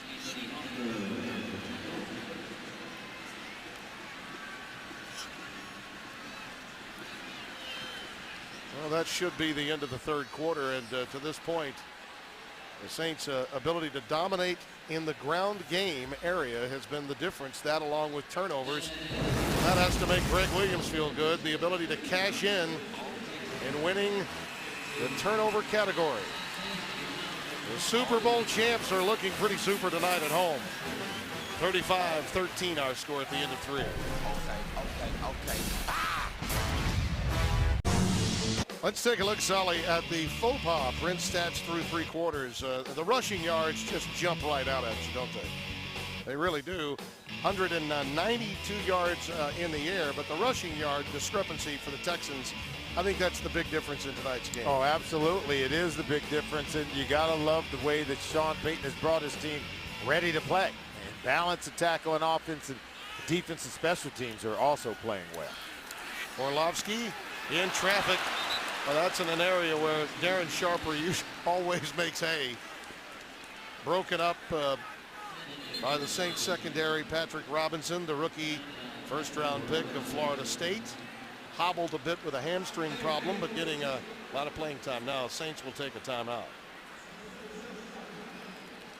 I asked Sean yesterday about Patrick. He said, boy, he's really coming along, but he had a little bit of a problem with that hamstring. He just needs some game action, and I think he'll be fine. Yeah, if you have a hamstring problem, you play one of the skilled positions. You rely on speed. Very difficult to really execute play at a high level when you're dealing with that kind of an injury. But give him credit. Robinson's been able to fight through it, been able to get out on the practice field now in this game tonight, getting some live action. The other corner is Lee Torrance right now, number 24. He's checking Anderson at the top of the screen. Orlovsky's pass in traffic is caught. That's Jacoby Jones to the 10-yard line. That shows you the strength and athletic capability of Jacoby Jones. That's a great catch in traffic, getting hit by 2 Saints defenders. Almost lost it. Still able to come down with it. What a play. He led the Texans with 5 catches last week in that game against the Cardinals. Houston really outplayed Arizona in that game. They scored 16 points through 3 quarters and then allowed 19 unanswered late in the game as Arizona won in the desert. Orlovsky's pass into the end zone, good for the touchdown. Garrett Graham, number 88, the backup tight end, takes it in. Graham was open from the get-go. The backside of the defense didn't stay home and didn't read him. Watch him here, coming right off the side there. And so they just really dropped coverage looking into the backfield. No one saw Graham release. And that's what they'll do. They'll roll action one way and then reverse bootleg back towards you. And if you fall asleep on the backside of the defense, this Houston offense will burn you. Chris Brown in for the extra point. It's going to be a very difficult decision to make. May come down to that final preseason game between Neil Rackers and Chris Brown. Who gets the last kick might be the difference there. There's the touchdown pass. For getting outdoors, and CST has just the thing every Sunday. Catch Chef KD Outdoors and more at 9:30 Central Time. You don't want to miss it. On Thursdays, catch Louisiana Sportsman TV at 6:30 and Paradise, Louisiana at 10. If the heat is too much to bear, then let CST bring the outdoors to you. Chef KD's Outdoors, it's outstanding. Chris Brown will kick it away. The 7th round pick by way of Oregon State, Sean Canfield, has been warming up along the sidelines and will no doubt have an opportunity, one would think, to play before this one is done. Rod Harper is awaiting the kick. This one from Chris Brown. And Harper has it at the 11-yard line. Up ahead to the 23, and he got popped quickly by Isaiah Greenhouse of Northwestern State, whom we identified a moment ago. And clearly special teams gives any young player, especially a free agent, a chance to make the squad. And Daniel will come back in for now. Canfield was warming him up. You know, I've talked with Sean Payton about Patrick Ramsey, how he thought he played, how he looked last week, and he was relatively satisfied. I think he felt that in the case of Patrick Ramsey, we're talking about a guy that's proven himself. He just needs to work out rust. For Chase Daniel and certainly a player like Canfield, they're really trying to learn a lot about these guys. There's no doubt about it. I saw Ramsey as the clear number 2, and, yes. and Daniel had to really come out and impress tonight just to solidify the number 3 spot. Roby on the reverse. And the speed merchant has it out to the 44-yard line. Roby has that great speed coming across the screen from left to right, and he gets to the second level. And I love the way that he's a physical player, not just a speed guy. You see how he breaks the tackles, gets a hit on the leg, doesn't lose his balance as he limps off. He said, I felt it, but he wasn't able to knock me down.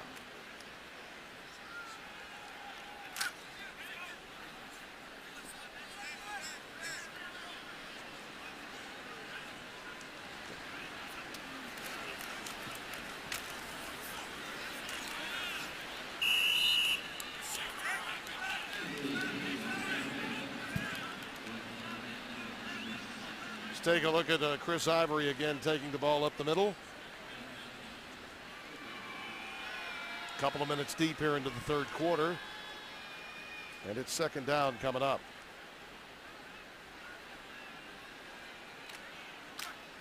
He's getting some tough yardage in this game. Look at that, 12 carries, 48 yards.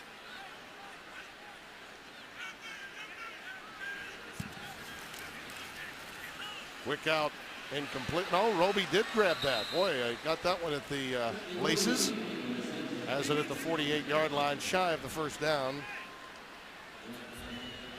Good throw and catch. And Chase Daniel, after throwing that interception in the 3rd quarter, he's come back, and you know, I'm impressed the way that he was able to shake it off, Tim. He lodged that one against his knee. That's a heck of a catch. It's a better catch than it is a throw from Chase Daniel. But Roby's making some plays, but give Chase Daniel some credit. He's had the offense on the move last 2 possessions. Ivory, very close to the 1st down. I think they marked his forward progress to be enough. Kevin Bentley making the stop. Saints are moving, and we mentioned earlier about one of the things the Saints have done is they've managed to keep guys within the organization. This is one of them. Yeah, I'll shake that hand. Is that the one with the ring? Yeah, that is the one with the ring. Mike McKenzie joins us. Good to see you, fella. Man, appreciate you guys having me on. Mike, hey, congratulations. I still remember that Monday night game last week. They bring you off your sofa, and you come in and play in the likes of Randy Moss and the Patriots. That win was as big as any and gave you a chance to participate in a Super Bowl run. Talk to us about what that game did for this team. I thought beating a team like the Patriots really helped the team grow in confidence. Well, having an opportunity to really, bond with the guys over the years and having an opportunity to come back at a point in the season where everything was riding so high. Undefeated season, Monday night, Tom Brady. What more can I say? Was totally flabbergasted at the opportunity to have an opportunity. And you had a pick. I mean, it was all there.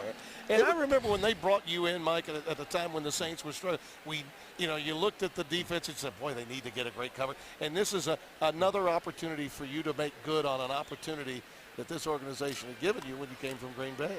Very true. I tell Mickey Loomis every time I get a chance to see him, I'm thankful for the opportunity to have an opportunity to play with such a great organization, and the great job that these guys been doing on the field as well as off the field. I'm happy to be a part of it. P.J. Hill gets ahead for a few. I'd like for you, if you don't mind, to talk about what it's like to get that call, having been a fan, up in the suites, enjoying and maybe waving the pom-poms, and all of a sudden it's like, hey, we need you. What's that come like? play? It's the atmosphere of, being here with you guys, and then, like, next week, I'm in action. I don't think so, Solly. Yeah. Not you, huh? Yeah, no. Hamstrings won't allow me to do it, Mike. You know how that goes. Well, I tell you what, I just had an opportunity to make a little run for Kansas. I ran 2 miles yesterday on the asphalt, and I thought different. That's great. So what are you up to these days? Well, these days, I'm having an opportunity to stay involved with the organization, continuing to do a lot of community work, community service. My 34 Ways Foundation organization, we're doing a lot of fun, cool things, engaging the guys, the young kids in education. Well, the first-round pick, Patrick Robinson's wearing your old number. You had a chance to sit down and talk with him, maybe mentor him on how to break into the league at that position. Well, I tell you what, us Floridians stay together, and the fact that he's from South Florida and he attended school in Florida, I'm a big fan of his already. Oh, on a fourth down play, it's complete. Chase Daniel finds Torrey Humphrey for the first down. Now, Mike, we're going to ask you to give us the replay here. This could be a new career for you. Go ahead. I tell you, Chase Daniel made an excellent play fake there. Oh, my goodness. Great job by Humphreys, finding a way to hold on to the ball. I got to tell you, with that analytical capability and those locks that you're carrying, that hair that you're toting around, you've got a great future in television. I'd love to borrow some of it. I really would. I tell you, we're going to work on that. Maybe in the next broadcast, we're going to find a way to get a few of these on top of your head. Oh, don't you stop. Yeah, I know what you're thinking. There you go. Just take some of that and put it right back here. He's got me beat. Right there. Look at that. Hey, man, you guys are having too much fun up here. Solomon, the networks have always wanted to show our best sides, and now CST beat them to it. Hey, man, you guys are having too much fun up here. A second down play coming up as Arrington goes in motion. He's had a whale of a game, too. And here's Chris Ivory. This guy runs tough, doesn't he, Reggie? Ivory, 48, man. He is reminding me a lot of Deuce McAllister tonight, the way he just gets those tough yards up the middle. Oh, he looked real good. I love the way that he's banging it inside. The Saints have entered the Cox Business Red Zone. How about that? He's reading cards now, for crying out loud. Helping us pay the bills. I tell you what, it is not that difficult. Please, the secret, we don't need to get it out. I tell you what, the Saints have been doing a tremendous job of controlling the game offensively. On the ground, primarily.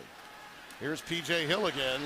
What a stiff arm. Oh, what a great run by P.J. Hill. He's stopped by Sherrick McManus. Yeah, P.J. Hill.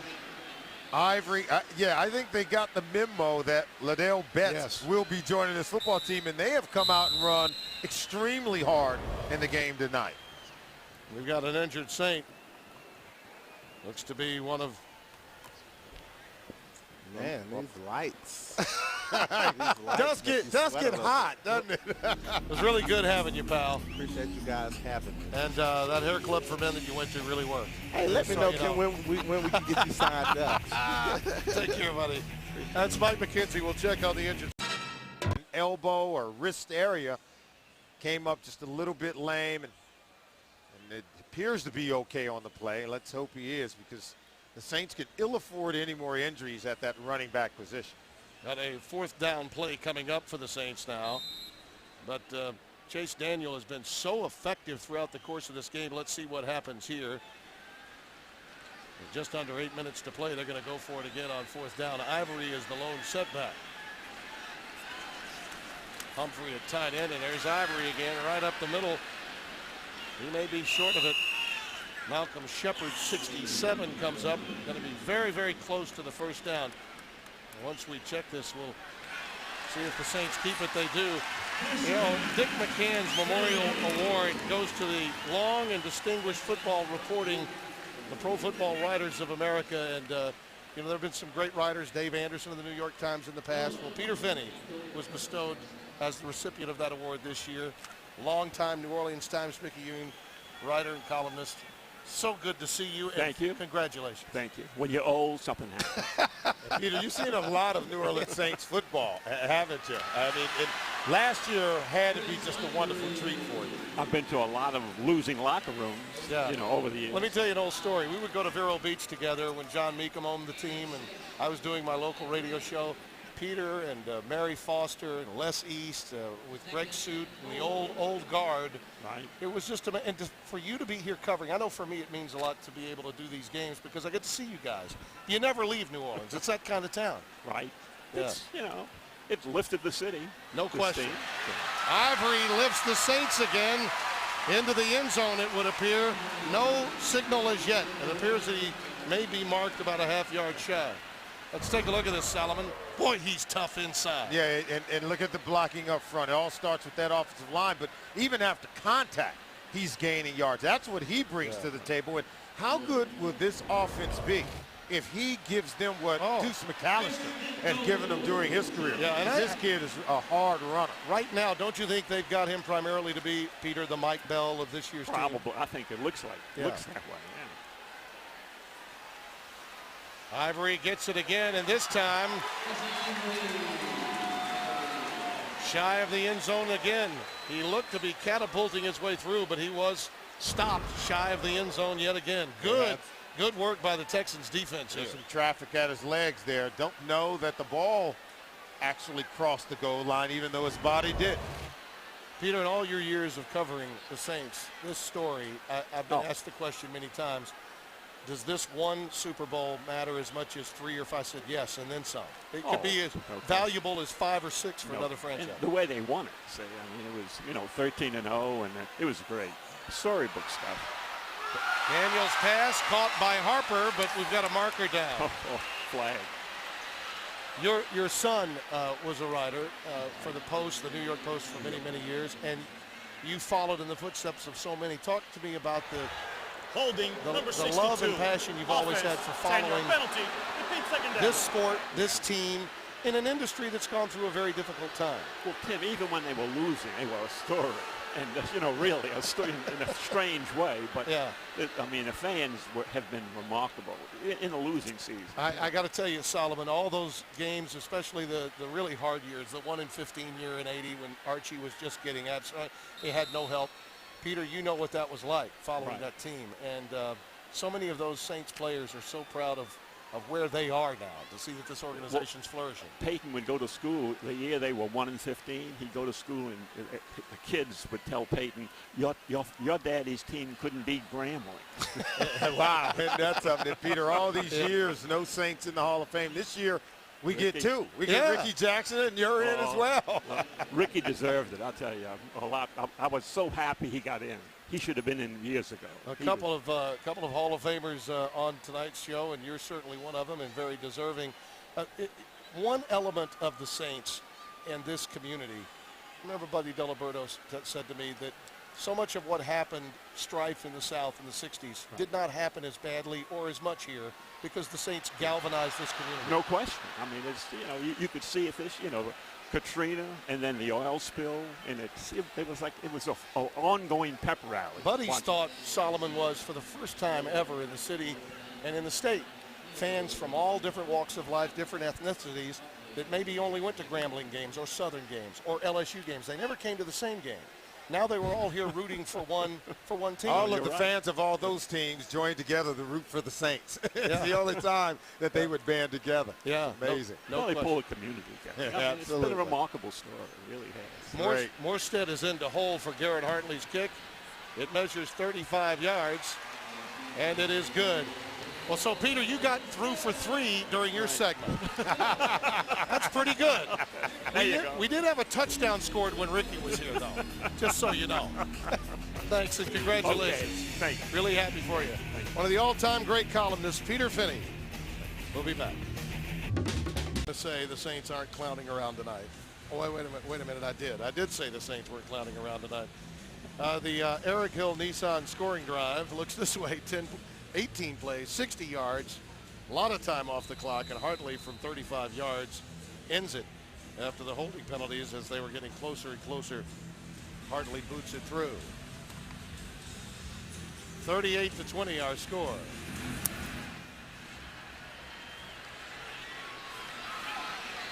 Jeremiah Johnson brings it in from 4 yards deep. How many times do you see this? A lot of times the guy gets a late start, a stutter step, the defense overruns the play, and it allows a big opportunity in special teams. Pearson Prelu takes him out of bounds after a 53-yard return. That's one of those, Sean will say, they from the Mississippi River shooting back across from the West Bank. And a little lesson again. So how do you get to the West Bank, Solomon? You head east. Yeah, on the bridge. That's right. That's what you do. Okay, thank you. See, I learned quickly. Even the GPS won't. Yeah, that's right. That's right. We need a GPS to walk to restaurants around here. 1st and 10 for Houston. Jeremiah Johnson stays in the game at running back for Orlovsky, and that pass is caught. Again, it's the tight end Garrett Graham who had a touchdown earlier tonight. Yeah, they had some turnovers early in this game, and they did not run it particularly well. But I want to go back to this Houston Texans team. Our pal, partner Spencer Tillman, he and Joel Myers called games for the Texans franchise. I know they're anticipating a great deal. There's some pressure, even with the 3-year contract extension signed by Gary Kubiak. What do you think they must do to get over the hump? They were 9-7 a year ago, lost on the tiebreaker, did not get into the playoffs. What must they do to become closer to this year's version of last year's Saints? I think the defense has to get better. They got to get better in terms of the ability to rush the quarterback and cover on the back end. Their major nemesis in the AFC South is obviously the Indianapolis Colts. In the 8 years they've been in the league, they've played them 16 times, only beaten the Colts once. And so getting off to a fast start is also, I think, paramount, because if you go back to 2008, they got off to an 0-4 start. Last year, even in the 9-7 season for Gary Kubiak, they got off to a 2-3 start. So they're usually strong finishers, but they have not played well in the month of September. Garrett Graham with another catch. He's got 4 of them now, and that was good for the first down. Here again is Jeremiah Johnson, stopped at the 22 of the Saints. As I look at this Houston team, it's easy to overlook the Tennessee Titans within that division. Yeah. And I mean, I think they've got the best running back in the league.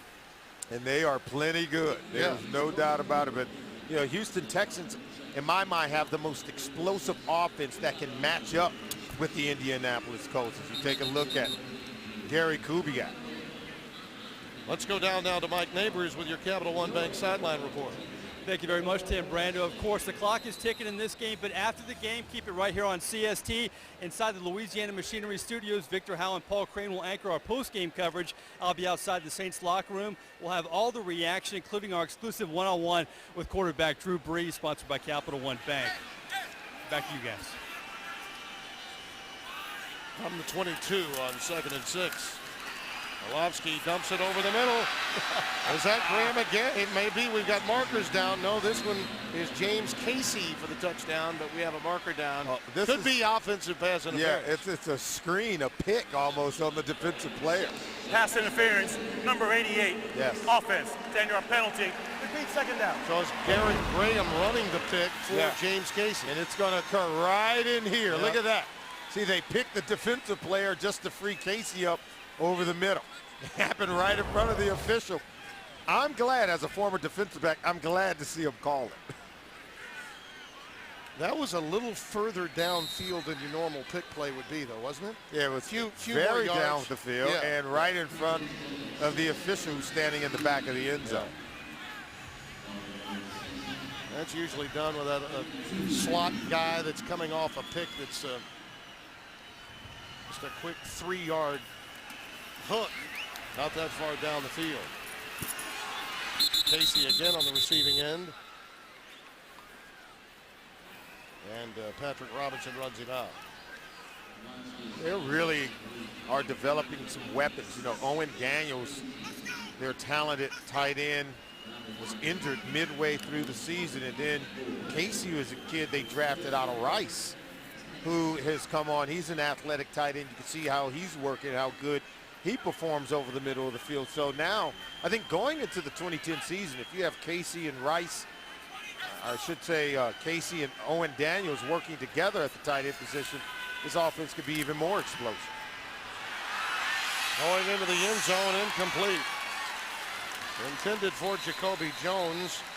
Lee Torrance was with him, and Orlovsky got hammered, and I believe he may have been hammered a bit too late. Personal foul, roughing a passer, number 56, defense. Half the distance to the goal, automatic first down. Jolon Dunbar got it. Not a smart play, got to pull up. Can't hit the quarterback late. It's exactly what Dunbar does on that play. Going back to Casey, a guy that's got really surprising speed, really has helped this Texans team with the loss of Daniels. And you know, think about it, he's a season-ending knee injury really cost Houston at a time when they were really beginning to roll. They're going to use the tight end quite a bit. There are so many aspects of what the Texans do offensively that are very similar, really, to what the Saints attempt to do. Boy, in traffic, that was a hit. A strong one at the 5-yard line. And quite a reaction as David Anderson was popped. Sandwiched by 3 Saints. Ouch, babe. This one really hurt. Bada bing, bada boom. We're at the 2-minute warning. He just, you know, gets the gyms every year, from Lance Moore to Pierre Thomas. Well, this year on the defensive side of the football, it's been Jonathan Casillas. How about this road to a starting spot in the NFL? He played high school ball in New Jersey, then went to Wisconsin. I asked him, why Wisconsin? He said that was one of the few of the bigger schools who recruited me. And after being an all Big Ten selection for 3 years, he went undrafted out of Wisconsin. Had a good combine, though, and met with linebackers coach Joe Vitt. The meeting went so well, Vitt actually talked to Casillas' mom.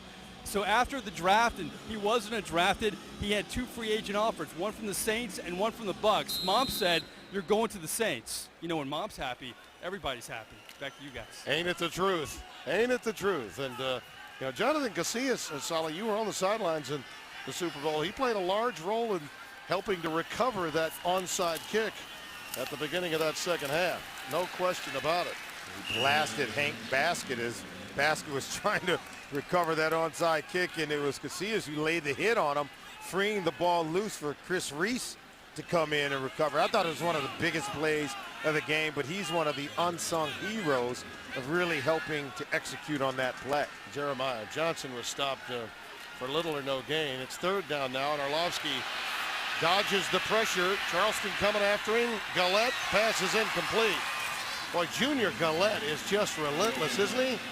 Number 67 is small at only 260, but he played well last week, and here he is just continuing to bring the heat. And watch him come off the corner. Look at him get back up, the motor and the desire to get to the quarterback. He's one of 4 guys competing for 2 backup positions at the defensive end position.